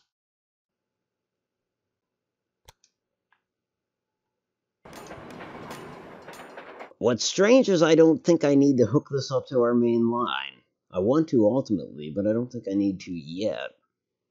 I think with what we've got, I don't know how we're getting the locomotive there, but we're about to. A Jolly Rancher. I like how you said, I was looking for. You sound like Alex Trebek saying that. We were looking for a Jolly Rancher. That's what it is. It's a government seizure of their lands.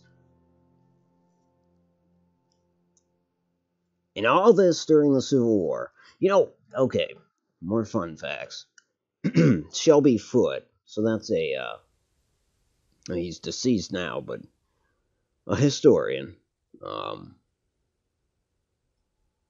Anyways, you know, everyone's got their ideologies. Everyone's biased to some extent. None of us are really free of that burden. And obviously historians fall into that as well. And Shelby Foote was what I would consider to be like a Southern sympathizing historian. Not excessively so. Excellent historian, and just a fun guy to listen to because his accent, just a cool historian. And juxtaposed against him would be like a fellow named Bruce Catton. And to hear him tell the story of the Civil War, you're getting it from a northern perspective. And he's a lot older. He too is dead, but he could easily tell you the Civil War, the story of the Civil War from a northern perspective, whereas Shelby Foote, southern perspective. But he was once asked, this being Shelby Foote, did the South ever stand a chance? And it's kind of funny coming from him. Bruce Catton would have told you no. And that anybody could have guessed. But Shelby Foote said no, not really. And one of the reasons, he said a few things. He said, on the one hand, he said the Ivy League universities up in the north, they continued to have their yacht races. They continued to have sports. He said nothing like that was going on in the South. You know, if you were able-bodied, you had a musket, and you were marching off to war. In the North, I mean, you could get exemptions. There are a lot of able-bodied men still just living their lives in the North during this war. Moreover, he pointed to the railroads. He said, you know how Lincoln pushes for a transcontinental railroad and throws a ton of money at it. Essentially, the railroad companies were given a lot of money per mile of track. And you could never imagine that a country that, for fear of losing a war, would be capable of doing that, especially when they're trying to link up with California. It's not like we're going to bring in Californian troops and bring them east. That wasn't going to happen.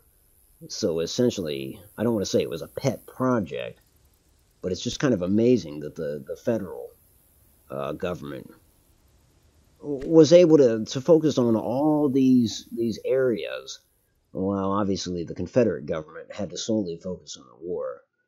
But I don't know what got me on that tangent, but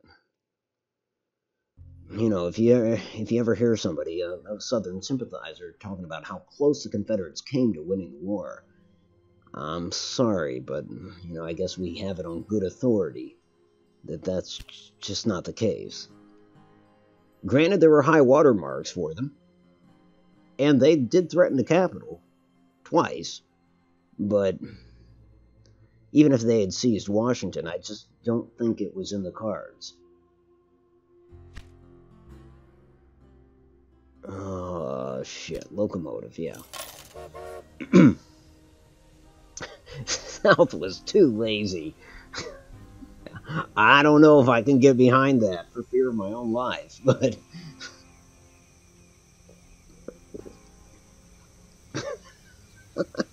Grayson.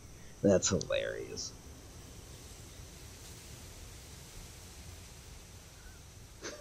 That is just hilarious.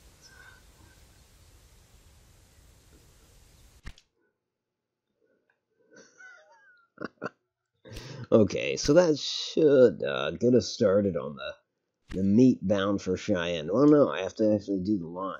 Got the locomotive, but so we start them at the Kelly Ranch. Sadly, here's to you, Mrs. Robinson. We're gonna pass up your preserve. Yes, you're hooked up to the railroad, but we don't give a shit. We're moving straight to Denver. Sorry about your products.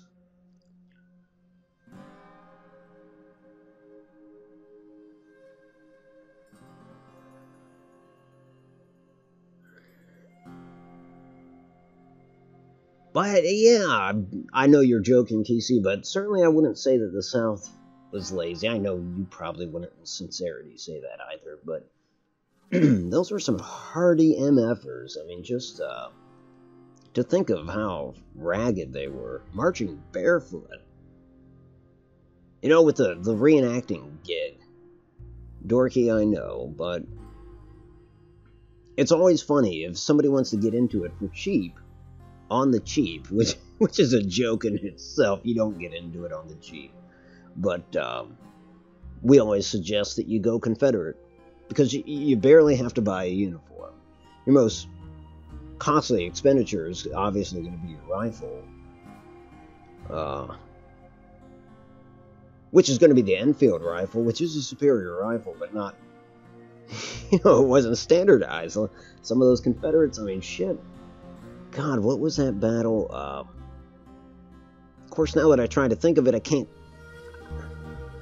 I know it, I just can't think of it, but there was a regiment that was armed with pikes, if you can believe that. They had a few shotguns, but they had pikes, which is just pathetic, right? I mean, one of two firing lines has pikes? Sorry. Just kind of amazing that you would even field troops in that condition, but they had pikes, and I should also add they had balls.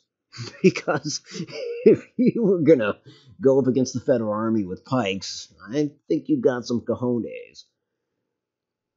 But what's interesting to me is, so yeah, people that want to reenact and get into it on a cheaper end should probably go as Confederates, but the standardization with the Federal Army, I know that there's different reenacting clubs or groups out there where it's like, not all of the Northern soldiers dress alike, and that's just not the way it was. I mean, you could say the Army of the West looked a little more ragtag, but not really, because you still had sergeants that would inspect, and they wanted you to dress in a uniformed fashion, like the guy to your right and left. And you just didn't have that with the South. I mean, just... Wear whatever you want. Just come to war.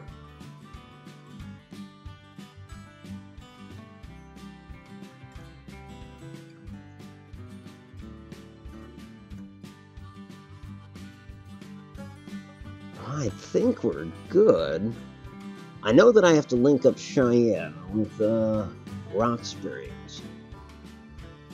We got time for that, though. 1867 is the deadline. Guess I'll check the task again. Surprised no meat has reached Denver yet.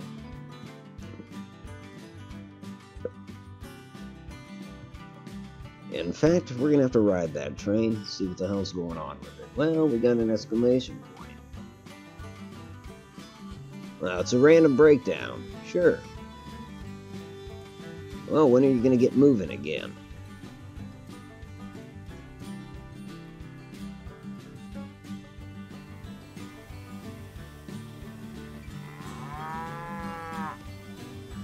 Oh, well, shit.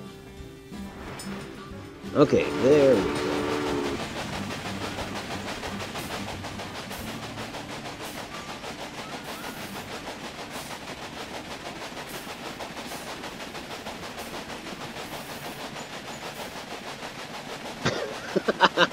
Yeah, David, you could just be naked then. Because that's what the imaginary... well, there you go. Interestingly enough, I didn't know this before it started. I guess it's probably true with the modern military as well.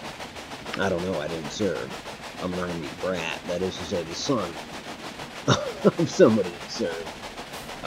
But I know if you're at the end of the line, you're either the tallest or the shortest. Because I know I'm always on the one end of the line. Because I'm a short motherfucker.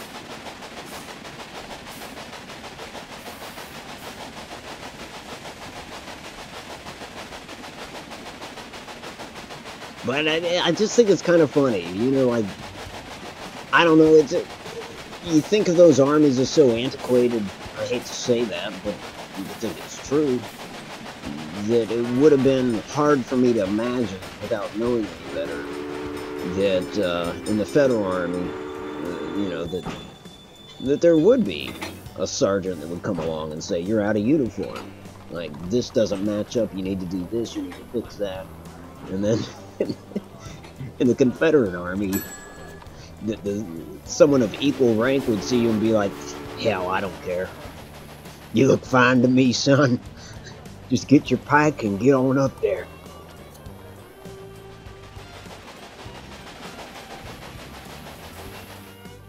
So there we go. We got some meat delivered, right? Oh, hell, it's just going to be 2 trips. Boy, that seems like they could have just gone ahead and driven that cattle. I think by 1867 they could have gotten, I don't know, 16 loads of cattle there. Oh well. Is this a railroad game? Cheyenne has grown. What do they need there? They need corn. They've got a lot of alcohol that they need to let go of. I see, they're producing it.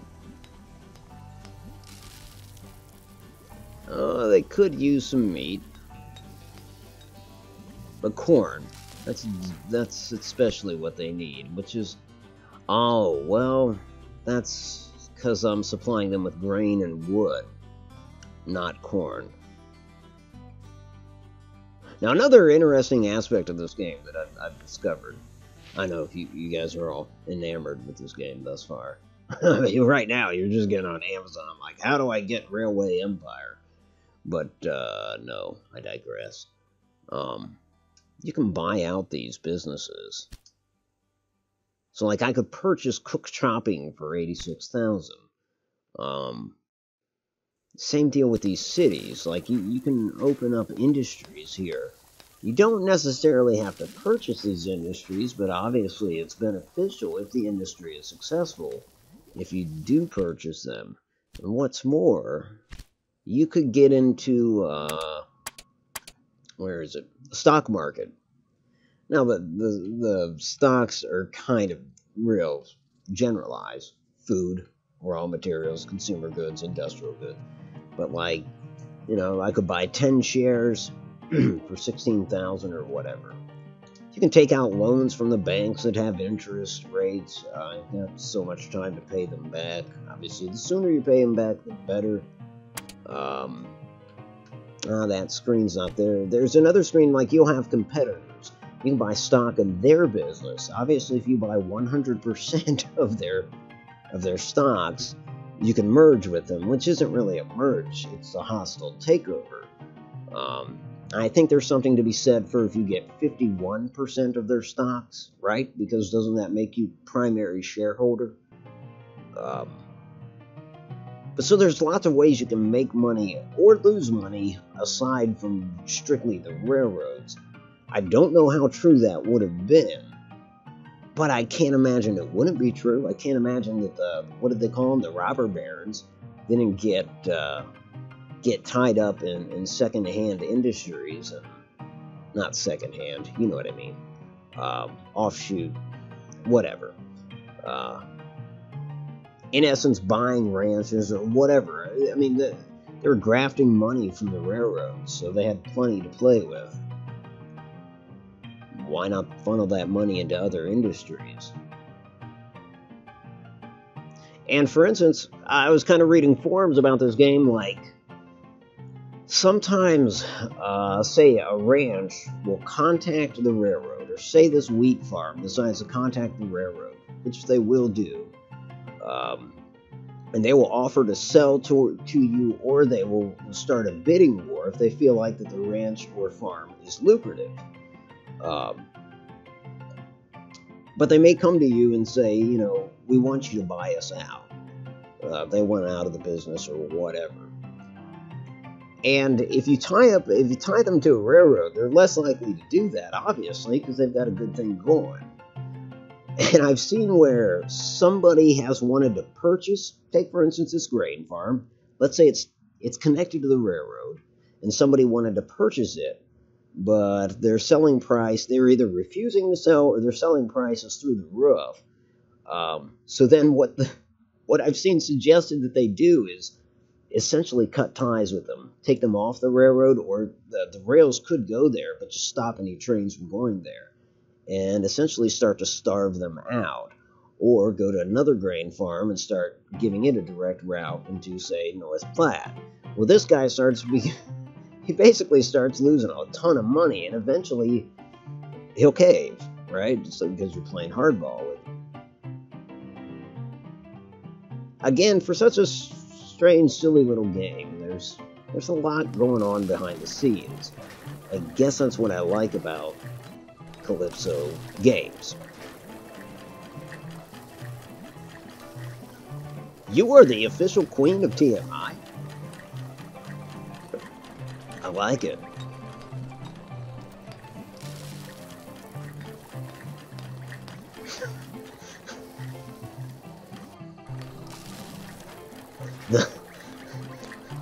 I don't know. I looked away from the chat for way too long. This is stuff I gotta come back and read later, because it seems so compelling. Especially, hold on, that comment just went out of range. The house is a no-brawl zone. It's the same as at mine. Also, if I'm staying at mom's or dad's at the time. I wish I had a sign that, told people that my house is a no-brawl zone. How would a girl that comes over for the first time receive that information? Like, yeah, I'm sorry, this is a no-brawl zone, so go ahead and collect your bra here, and you just hang it over there on the, I don't know. I don't know, folks. And this is why I wish Discord wasn't down. Hey, Grayson, thanks for coming by. Grayson, consider making your house a no-brawl zone. Just a thought. It's a good rule, TC. That's a solid rule. Does it apply to you, though? I would say, if you're the one making the rules, you could easily make yourself an exception.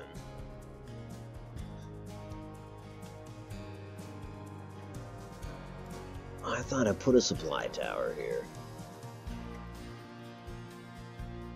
Or what does it matter? I don't give a shit about this little line. Then again, that train's in bad shape. Okay, fine. I've got the money. I'll do it.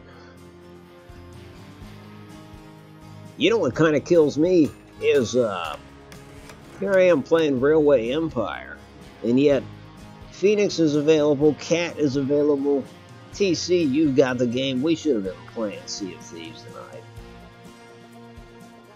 But that ship has sailed, huh? What? Did I just do that?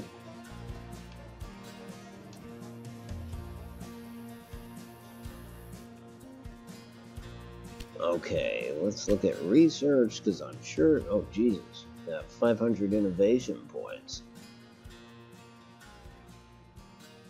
Reduces maintenance requirements by 20%. Increases the transportation fee per freight car. Yes, I want that. At least me with 200, now 240. God, I'd like that train. Let's unlock the caboose.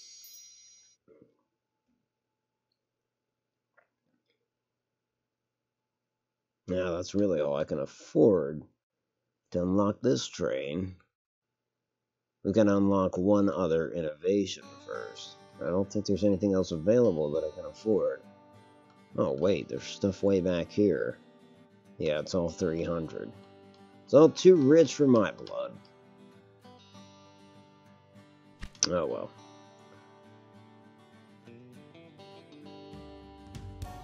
I said we should have played that tonight. Considering you were available, Cat available, TC.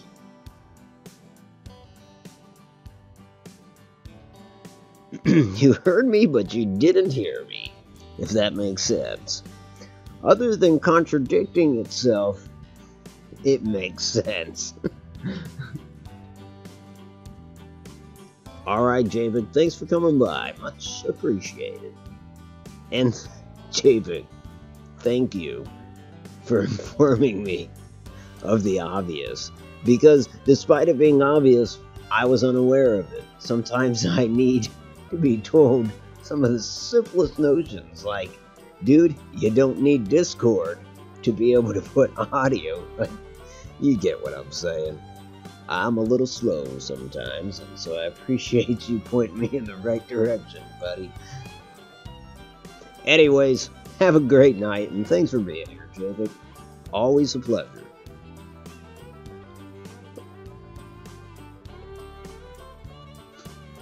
Thank you. I do feel a little lost, without any backup, but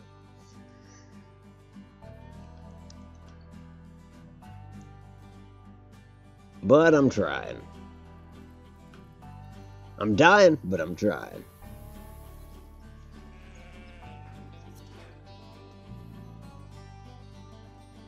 But, you know, frankly, truth be told, it's like I always have guests when I stream, and honestly, I gotta go without sometimes.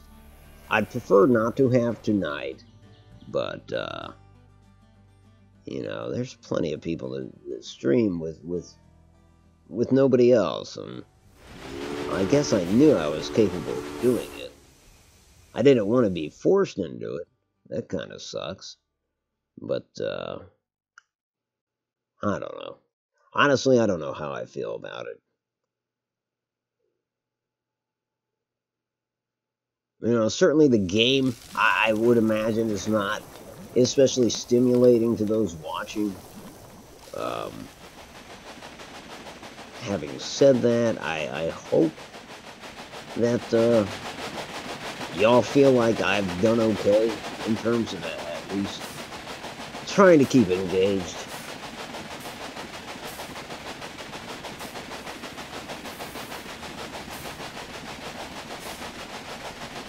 Good. Yeah, I do want to get to playing again. Seems like I think we only did the one time, maybe twice. But yes, understandable. You need to sleep. I will be doing the same here in about, well, 36 minutes.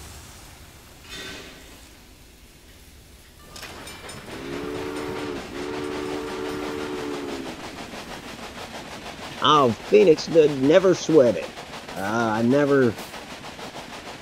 God, anytime I see your messages saying you want to play, I never think like, oh God, she's on my case. No,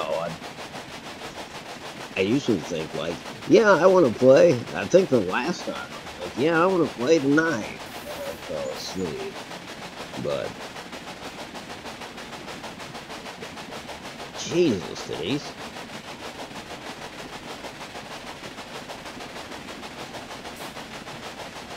Yeah, that's true. The darker the blood, the older it is.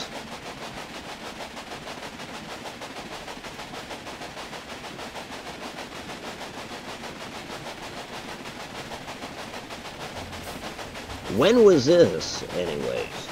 Denise, was just not long ago when you were sick?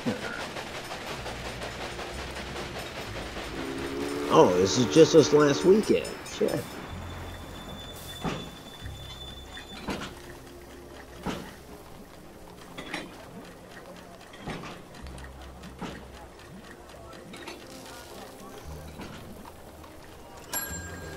I mean, I'm not gonna lie, the proper thing for me to say is what the other folks are saying. Go see a doctor.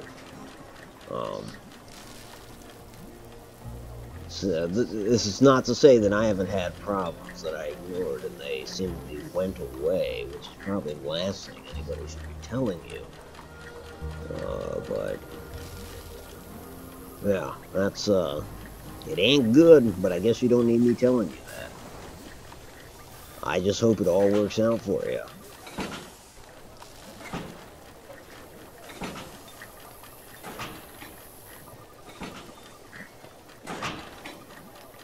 No, Cat, you're right. Nobody wants to hear that. Don't make me mother you. That's not me saying that. I'm reading what Cat said.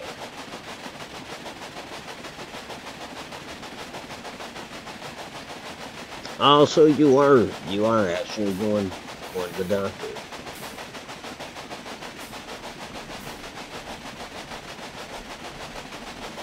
Well, that's good. That's you know, and hopefully it's just I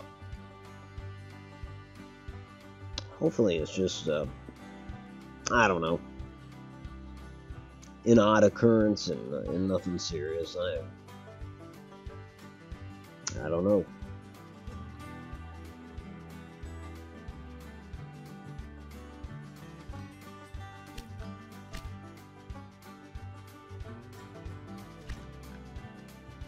Let's see, gotta get meat to Cheyenne.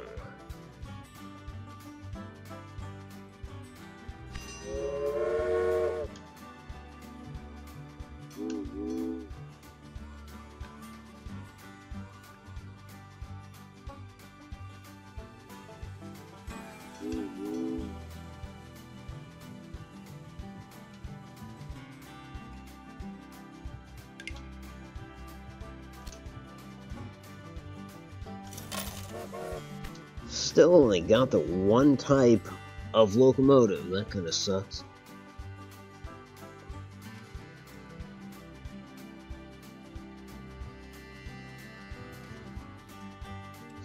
Jesus, Cat. You're gonna go beat her up? What the hell kind of mothering is that? That's why I'm glad Cat's not my mother. Sounds like she'd say, when she's through with you, you'll be spitting up blood for sure. It'll probably be coming from your lip. That's, she's got a mean right arm.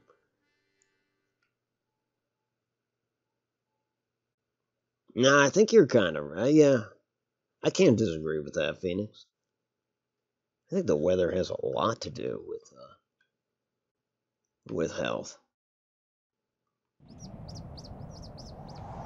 Oh, I mentioned the Badlands earlier. I guess that's it. It's not as breathtaking in this game as it is in real life.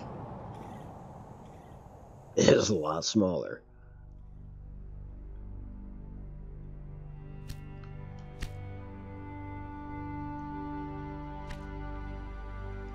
I'm gonna get on this meat train. That sounds bad. I'm gonna get on this meat train. See that it's delivered.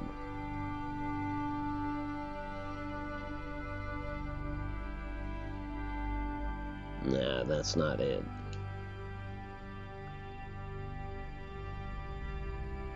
Well, perhaps it's in Cheyenne already. No, it's not.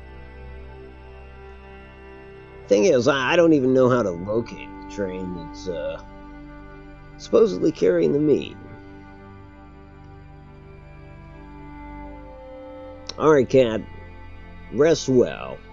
Thanks for being here. Always a pleasure. Hope to talk to you soon.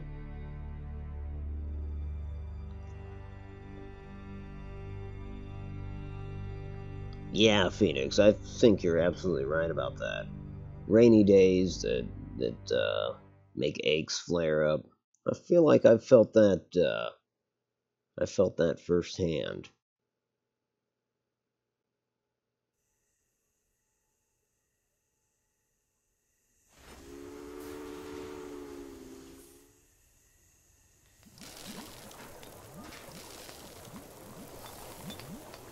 Are these two trains just facing off? No, that one's on a side track, so should be okay. I just don't understand why all these trains are sitting still. Oh, they're waiting for this guy. Okay, that makes sense.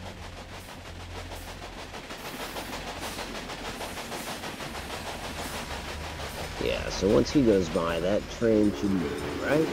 Yes, good. Okay, no problem.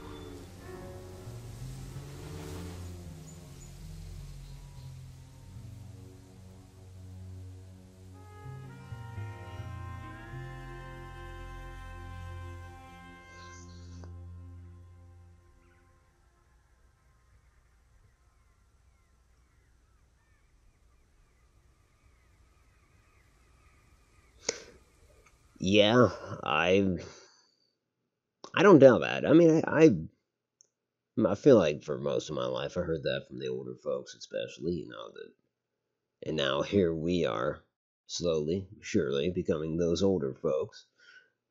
So, like most of the shit they told us, it seems to be turning out to be true.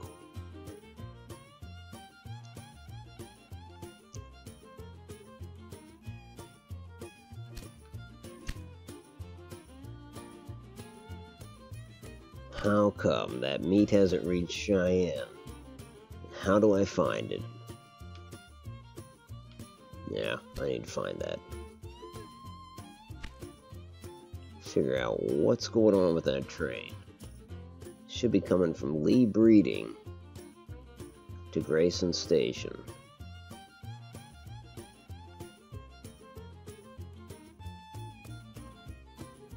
Okay, and so that particular line has made no money, so sure enough, they have not made it once to Grayson Station.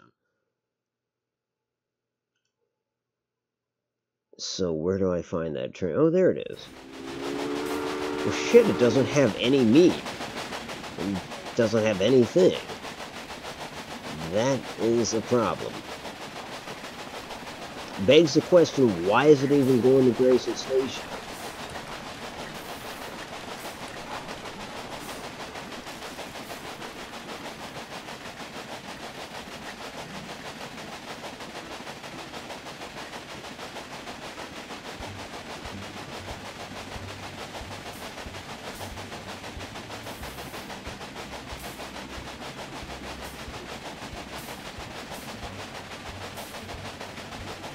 I don't think you have to go outside. You know what I mean? I just, like you mentioned, like barometric pressure. I don't think our comfy abodes protect us from that.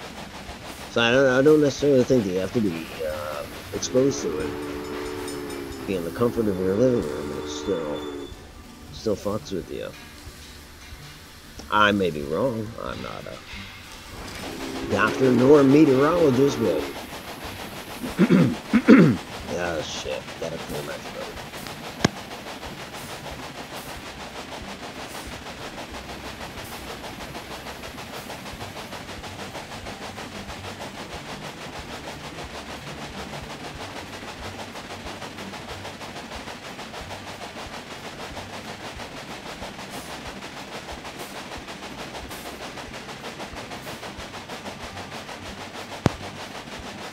Okay. You know what? I never took my second break. But I do need to refresh my beverage. Having said that, I've only got 25 minutes left. Don't think I'm going to beat this campaign scenario in 25 minutes. Especially since this jackass isn't actually hauling any meat. That does not help. Damn. I need to figure out what the problem is with that. Guess I'll go back to that ranch and have a look. I mean, are they just not producing, or what's the deal here?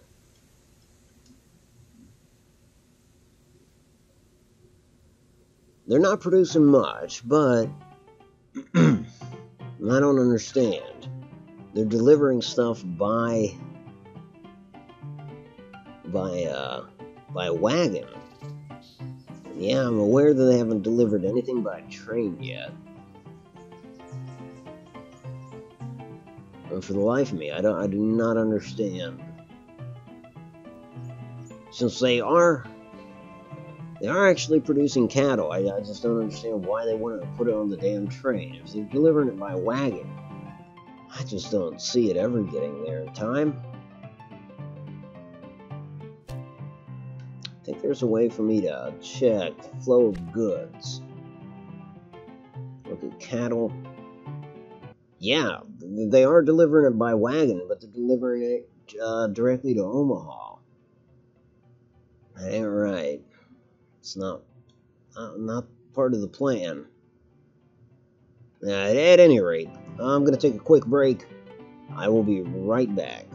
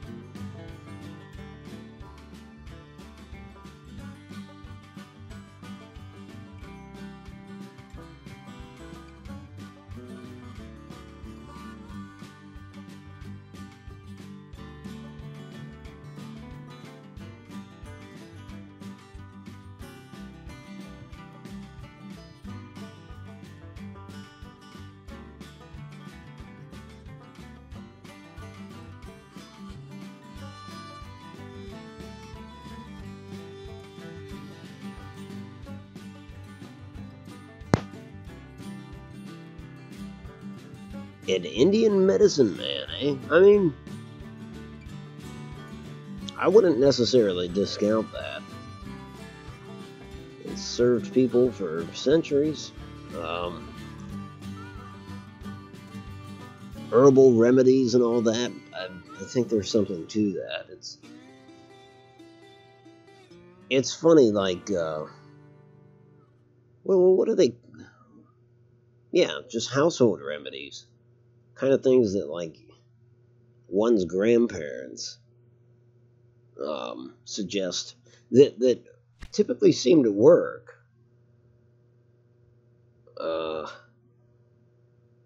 Shit, like chicken noodle soup, right? I mean, I'm not even joking. What's this? Slavery abolished. Well, that wasn't on December 18th. At least I don't think it was. No. Well, that was passed before Lincoln was killed. That would have been April, but... So they're a little off on their dates. But yeah, the 13th Amendment, that would have been... That was passed before Lincoln died. But whatever. Hey, at least they put it in there.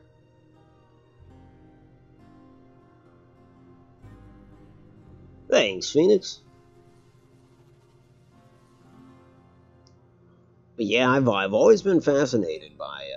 I think that's why I put a little bit of focus. Like, you know, I like military history and all that, but as stated, I kind of focus on the Indian Wars and, you know, the two wars on either end of it. But there's something about the native culture, or cultures, really, considering there were so many different nations. But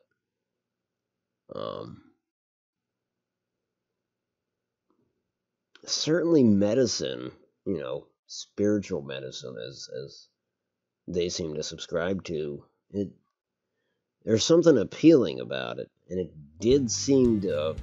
Now, I'm not going to say it guaranteed work, but I just think it's kind of stuff that's beyond Western civilization's understanding to some extent.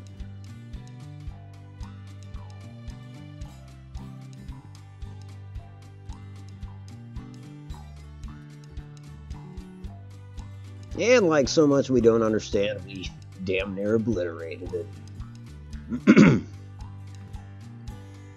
It's kind of a touchy subject, which I typically try to be delicate about, but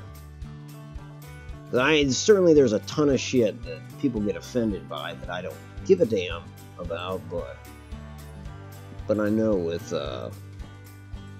when it comes to Native American culture and what befell those people, especially certain tribes, more so than others, I don't know, it's kind of screwy. Which is such a trite way to describe it, but... I mean, don't get me wrong. There are some Native American tribes, and here I go. Shit. Probably shouldn't even go here. Because I do try to stay away from politics, and in a way this is political, but... I don't want to say that there are certain Native American tribes that had it coming. That's not what I'm trying to say. But there were certain warlike tribes, like there's, I don't know, like the dog soldiers of the Cheyenne. Again, I wouldn't phrase it that they had it coming, but they were a warlike culture, and I think of like the White River Massacre, which you don't know about. It was horrible. And I don't think the white and black settlers had it coming either. I mean, it's just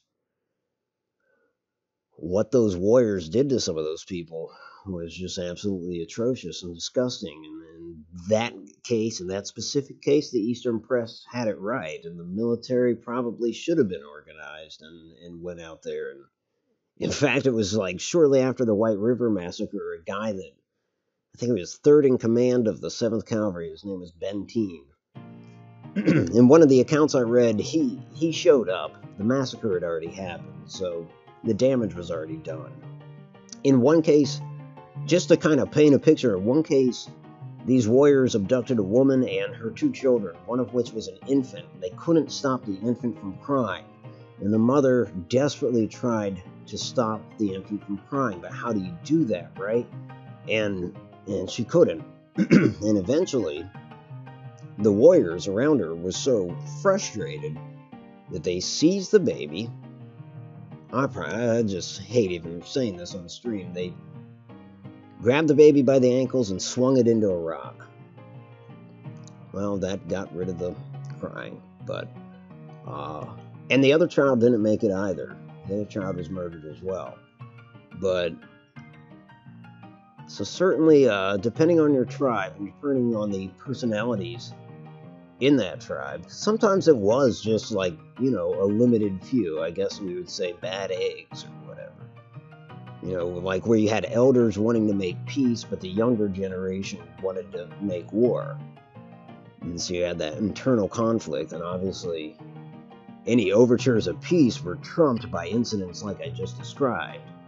And in those cases, I'm sorry, but I'm rooting for the cavalry. It's just the way it is. But, well, you can temper that with the tragedies that befell the native people. It's not like, shit, I mentioned Custer, the Battle of the Washita. I mean, certainly some children died during that too, and they died at the hands of American rifles and cavalry sabers.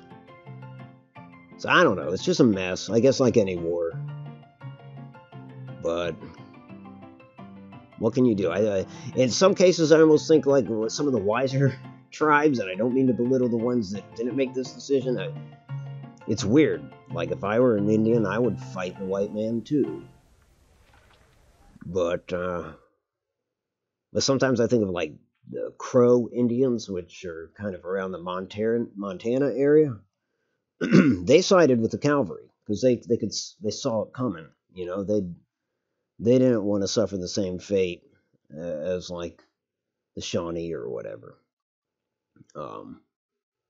So they signed on with the U.S. government, and as a result, they were granted larger reservations. They were paid. Tangent. Yeah, I mean that's just it. Like, you take the incident with the baby. So those are young warriors that did that. Where you mentioned medicine men. So take that same tribe. Do you think the 60, 70-year-old medicine man would suggest that they do that to an infant? Do you think their chiefs would endorse that kind of activity? Probably not. But nonetheless, because of stuff like that, you know, we had trouble distinguishing between the chief and the medicine men and the peaceful types versus the dog soldiers and the Cheyenne. I mean, we just figured, shit, if some of you are going to do this, then all of you get punished.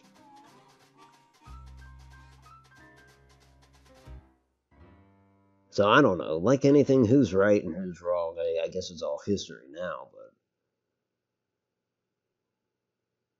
I'm just going to ride a train. Because I don't have much time left. I'm having more fun just bullshitting.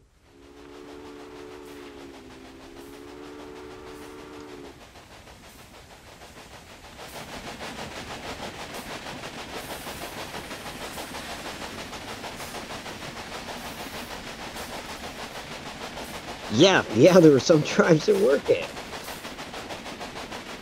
Going back to Columbus, Christopher Columbus, I mean, I'm going to say it, he gets a bad rap. They talk about him as if he was an instrumental part of the Indian Wars. Dude was an explorer. Anyways, the tribe, I don't remember the name offhand. I'd have to look it up. At some point I knew it, but like anything, it escapes my memory. But the primary tribe that he had contact with, they told him about cannibalistic tribes all around the Caribbean. So, I mean, he and his crews were scared to death of encountering cannibal tribes. And certainly, like, these tribes didn't get along either. And then he said, you know, which of you Indians would like to come with us? Because we could certainly use guides. You know, with you on our ships, you could tell us, hey, don't go to that island because they'll eat you. And due to the lack of communication, or the language barrier, I forget exactly how many he took aboard. I want to say it was like 5 or something like that. It might have been a couple more. But 2 or 3 of them jumped ship.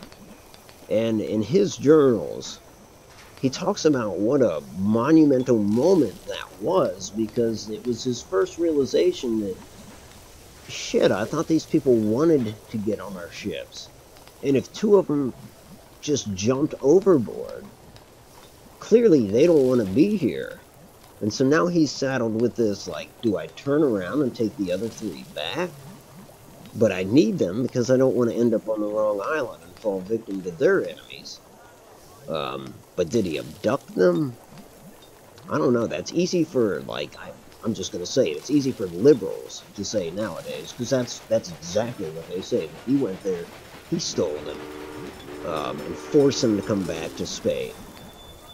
When really it's so much more complicated than that, and even he was confused about the whole matter. I don't know.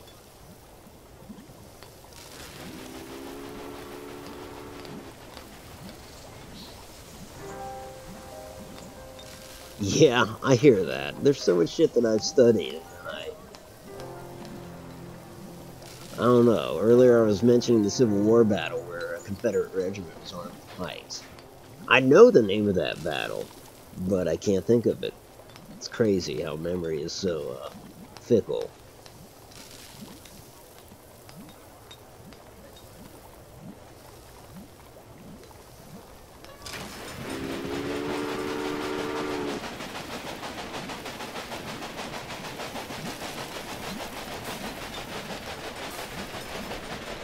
The reason you were upset with Cat about CFTs being a waste of money was I only got to play it with you in Phoenix, and that would be a waste of money. Otherwise, I have no reason to get it.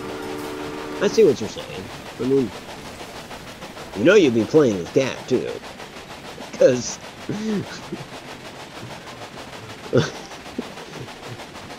because I only know 4 of us that actually have the game.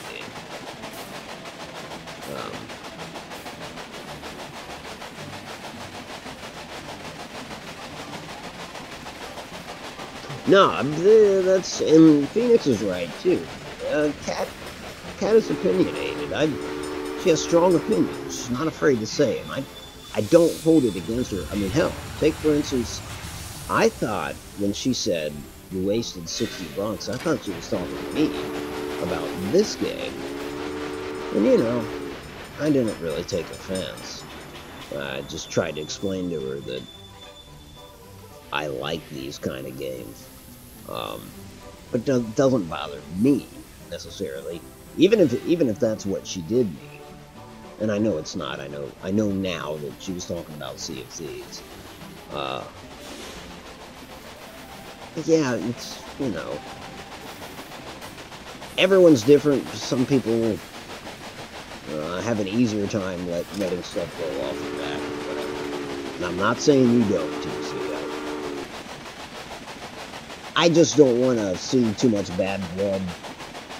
Although, if there is, it should be no concern of mine, to be honest, right? I probably shouldn't even weigh in, you know what I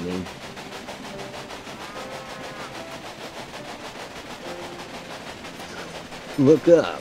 What am I looking up for?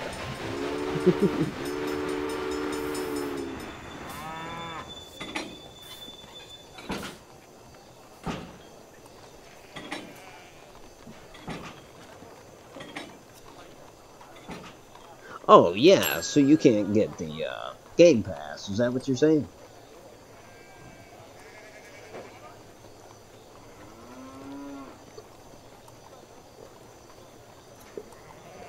I'm still wondering why you said look up. Did I miss something? Oh, I see what you're saying. Gotcha. I thought you meant in-game. I was like, what, did a plane just fly over? Because I have let time go by. It could be 1903 already.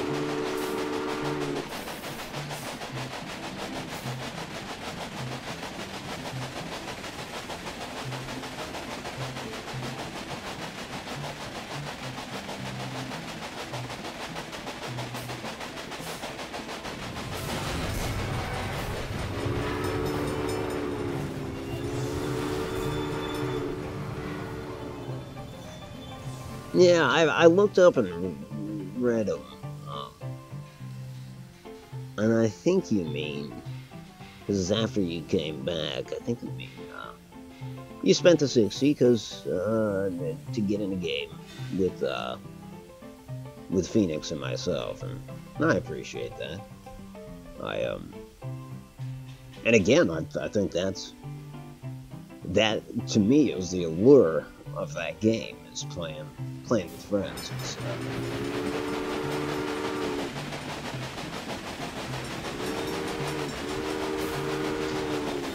Yeah, I think the price of the game is the same, but on Xbox, he would be able to get the Game Pass, which, obviously you know how that works, because that's what you did too. Just $10 a month, and it's not solely for Sea of Thieves. Play whatever you want for that price. And I wasn't totally paying attention. I was looking at chat more than I could with like an action game, just because I can when playing this. But even despite that, I didn't see the entire back and forth between yourself and Kat, so I guess I'm kind of ignorant about what went down. Case in point, I saw her wasting money, $60, and thought she was talking about me. Robert's family got in touch with me. Shit, I don't want to buy a farm way out there. No, sorry folks, you're on your own. If your ranch fails, it's not my fault, but you're on the other side of the Rockies.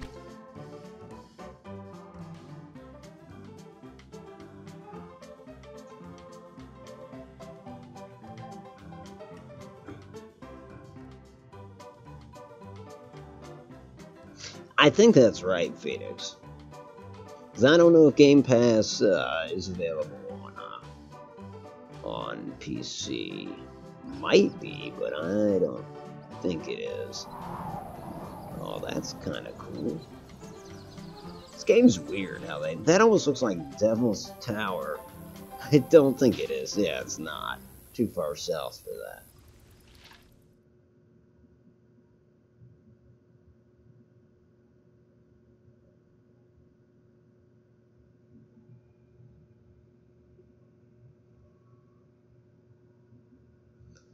I don't know whether she knew or not. I just think that she, like many people, that's no secret to me, is many people think the price point is ridiculous considering what you get. And I can sympathize with that notion. Having said that, TC has seen enough of the gameplay to understand that. You know what I mean? To know what he's getting into. It's almost like, well, it's almost like this game, in that I know Kat wasn't talking to me, but I could see a lot of people not liking a game like this. But I've played Calypso games before. I did my research on this game, and I knew what I was getting into. And so, like anything, it's just a matter of what you enjoy and what you don't. You get what I'm saying.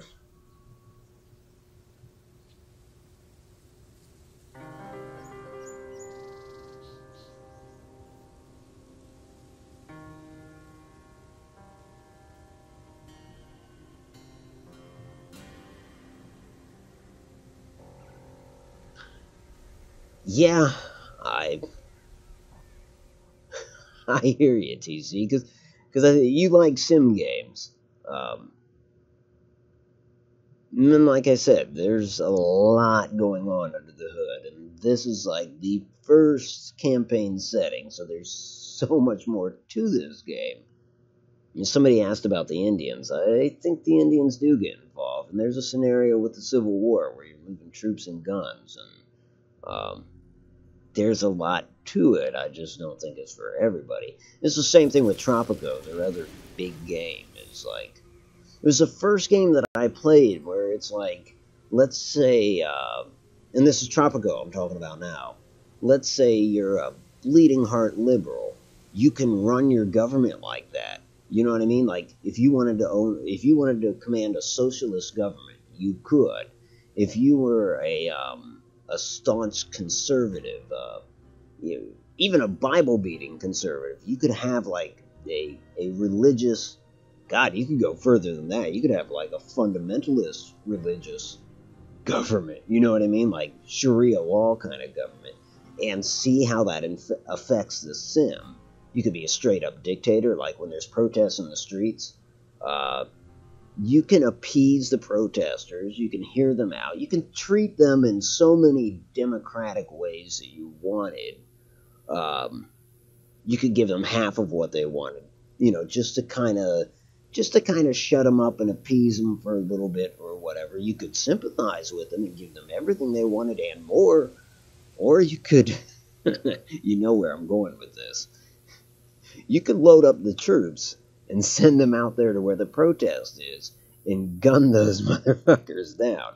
And honestly, even, my political affiliations aside, I tended to do at least once or twice, I did virtually everything. Because I don't care who you are, every now and then it's kind of fun to just send the troops out there and be like, nah, shut them up.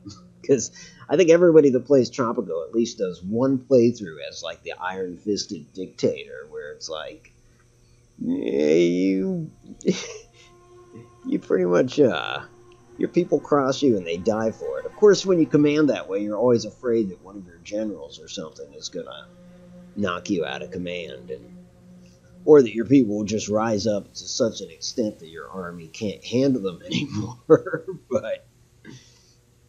But it's just like, I've never seen. It was like SimCity with all this politics thrown into it. All the countries exist too. Like China's out there, the Soviet Union, because, well, when you get to modern day, the Soviet Union dissolves. But let's say as you're playing, it's like during the Cold War, you could align yourself with the Soviets. You could allow them to build a missile base there, a la the Cuban Missile Crisis, right? You could align yourself with the United States or whatever, the EU. It was just really interesting. Like, start screwing with the United States enough, and all of a sudden they bring in cruisers and destroyers and do a blockade of your island. Your only recourse is to turn to the Soviet Union and hope that they'll help. But of course, those two entities don't really want to go to war with each other, so usually you lose. Holy game Bible. But I'm sorry, that's a long-winded praise of Calypso Games. And they did that. I think they did Port Royal. I'd have to look it up, but that would be like a pirate game. I never played it, so I don't know, but I'm just guessing that it's as detailed as the other two.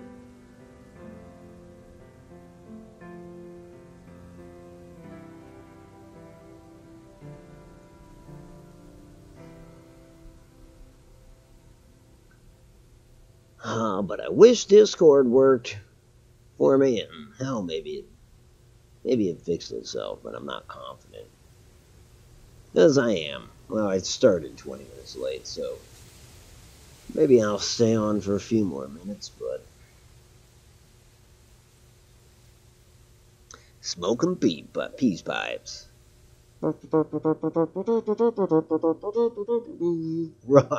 Run fast.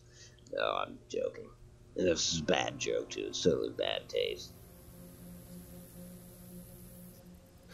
But... God, I don't know, just with the cavalry bugle I just did, and looking at TVs, I can't help but think of one of the tactics that Custer employed, and I don't think he invented it. He'd have, this is horrible, but you'd have basically a small squad of 4 cavalrymen, 2 of which had a rope on either end, and they'd spread out on their horses. I don't think they'd go at too much of a gallop, but so they'd have this rope, they'd approach a teepee with the rope would catch on the teepee you see up at the top there, and essentially that would collapse the teepee. It would more often than not uproot it, so the teepee would tip over, and then the other 2 troopers would be behind them with rifles ready. And as you can imagine, this is a horrible aspect. I mean, it sounds like a alright tactic if your armed enemies, are hiding in the teepees shooting outside of it. But obviously that wasn't generally the case. Generally the case was the warriors were already outside of the teepees fighting.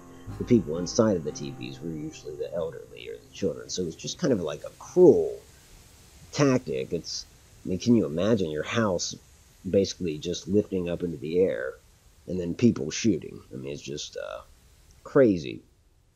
And it kind of feeds into that notion that Custer, for instance, was bloodthirsty, or General Miles was bloodthirsty, or Sheridan, or whomever, although Sheridan didn't necessarily command a whole lot of the literal attacks. He was more on the high strategy level, but... Holy YouTube boot in the butt. But it's just one of those crazy, cruel tactics, I guess. I don't know. It's sick what humanity's capable of.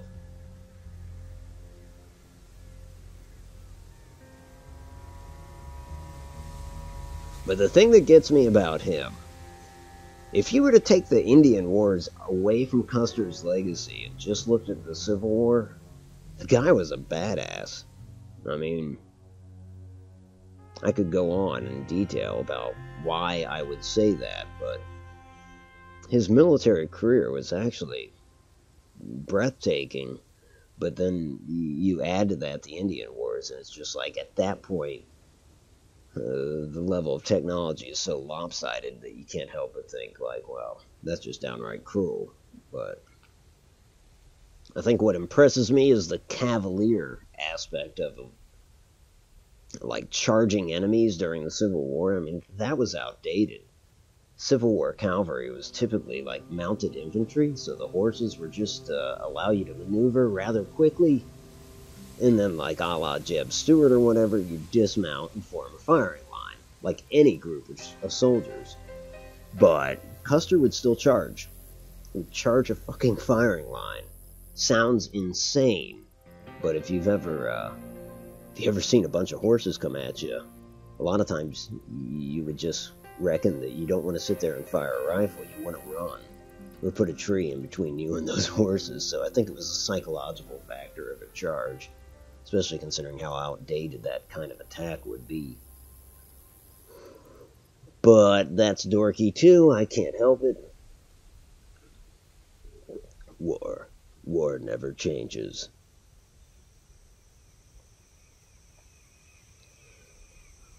Well, I think I'm going to save.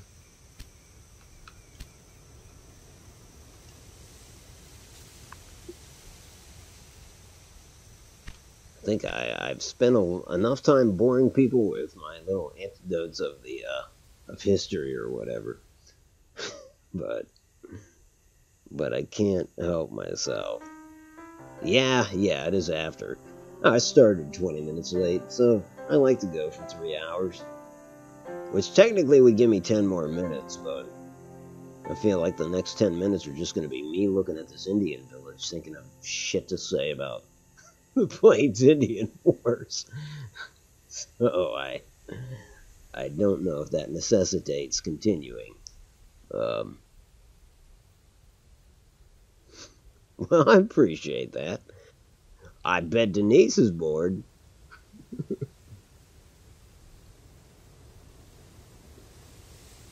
I tend to do that to people.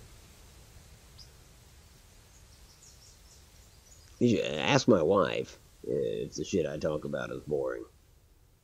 She'll tell you. You know holds barred. She might be. I probably put her to sleep.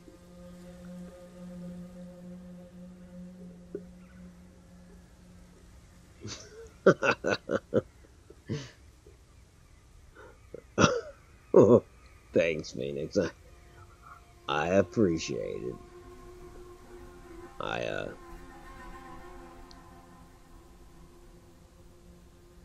Yeah, sad thing is I could just go on and on about. It's crazy though. I mean, wouldn't it be something to live at that time? I mean, I wouldn't want to live with the medical issues that they likely had, or I definitely wouldn't want to be scalped, but could you imagine seeing in an Indian village like that? Not necessarily like that, probably bigger or that size, I don't know. But it's just or like the shit that people saw before our time that we'll never see. Trying to think of an example, but Zeppelins. Zeppelins is a good example. I mean, think about that. None of us are old enough to have seen a Zeppelin, but something the size of a skyscraper flying in the air overhead.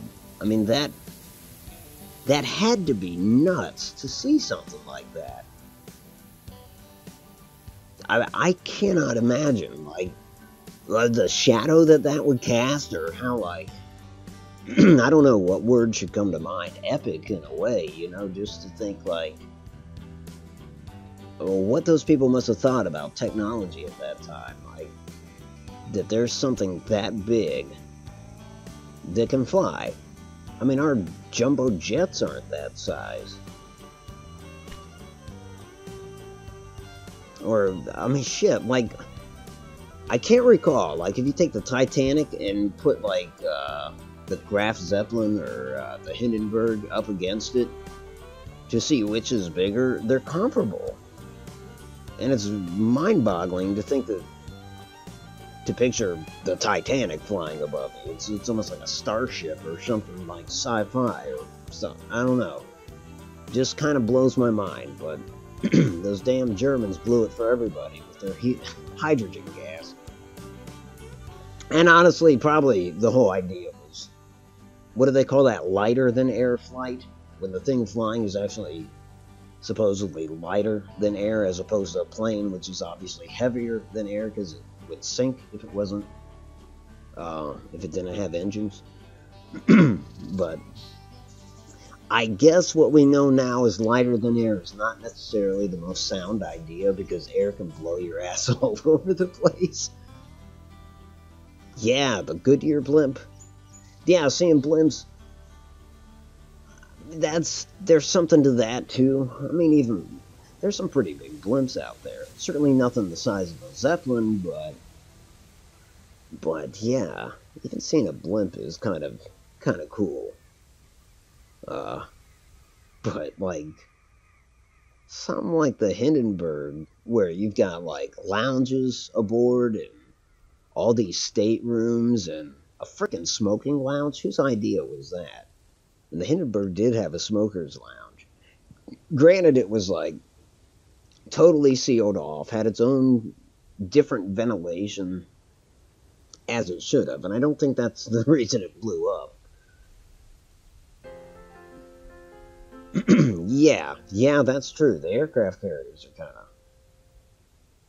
kind of comparable with that. To think that something that size can float is kind of nuts.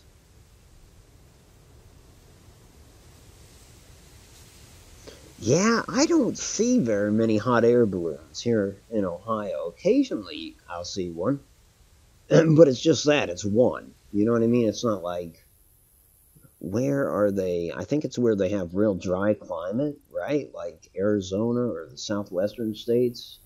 Aren't they still pretty, like when they have the big hot air balloon events? Isn't that kind of like the area for them or something?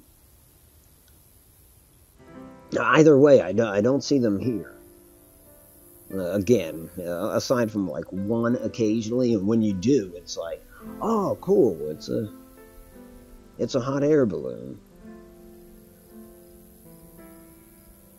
But I don't think they host any of those big events here in Ohio. I may be wrong. I've been known to be way wrong before, but... Or shit, kids coming up today, they're not gonna... Unless, I don't know. Well, anyways, my point is space shuttles. Now, granted, you've got private companies getting into that, but... Boy, I mean, the feeling of seeing, like, one of our space shuttles take off, that's kind of amazing. And I know that my nephews are not going to necessarily see that. Now, granted, we've had a few presidents talk about, I think the last one was during George W. Bush's administration, which doesn't seem like that long ago. But I think that was the last flight. And, President Obama didn't really mention it a whole lot. Our current president has mentioned going back to it, but you never know. You never know with a politician whether or not something's going to come to fruition or not. And I'm not trying to bash the president or our former president or whatever. You just never know, you know. And also, let's say he was being completely sincere and he intends to revitalize the shuttle program. Is it too late? In other words, like now that private industry has pretty much picked up the reins, couldn't one argue that it's too late for government to get back into it like we were? So, I don't know. There's part of me that wonders whether or not it's just a pipe dream, an endearing kind of idea of yesteryear. Like, kind of like grappling onto that, well, go back to the shuttle program.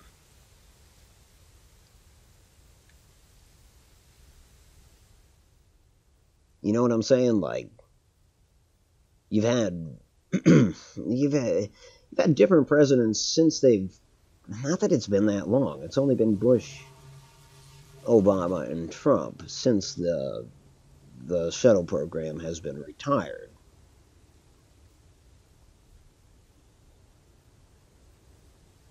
Right. So, you know, a president comes along and says they're going to bring it back. I just wonder, you know, even if they sincerely meant to do that, is it even practical anymore? In so much as, like, now that, God, what is it? I'm trying to think of what the big company is. Is it SpaceX or something? I think you're right. They could. But now that private industry's gotten into it, it's almost like, I don't mean to say what's the point, but I don't know. Honestly, I don't know what I'm trying to say. I do know that was quite a feeling, though, wasn't it? Watching a space shuttle take off. Being like, that's the United States. Fuck yeah. Or whatever. Like, it was just a very patriotic thing to see. SpaceX, yeah. Yep. I don't know, it had a way of rallying people. But it makes me sound like an old-timer. And I guess as time goes on, that's going to sound more and more like an old-timer that, boy, I yearn for yesteryear. I remember the Zeppelins and the space shuttles and Indian villages.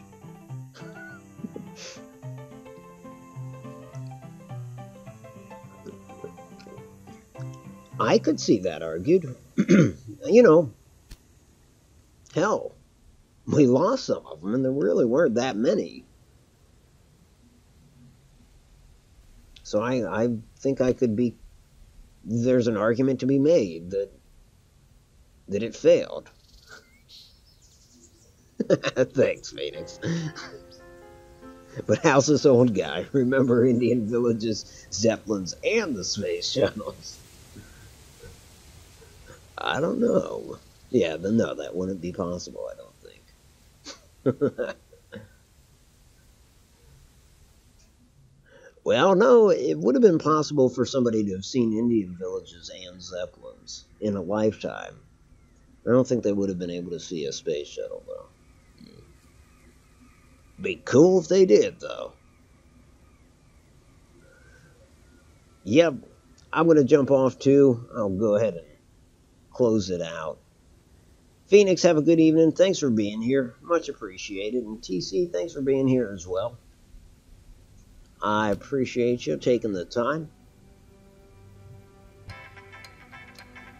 And I hope nobody minds that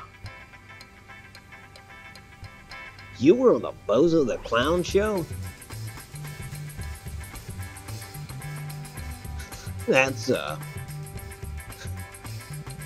kind of a time, you know, that we won't get Bozo back, that's for sure.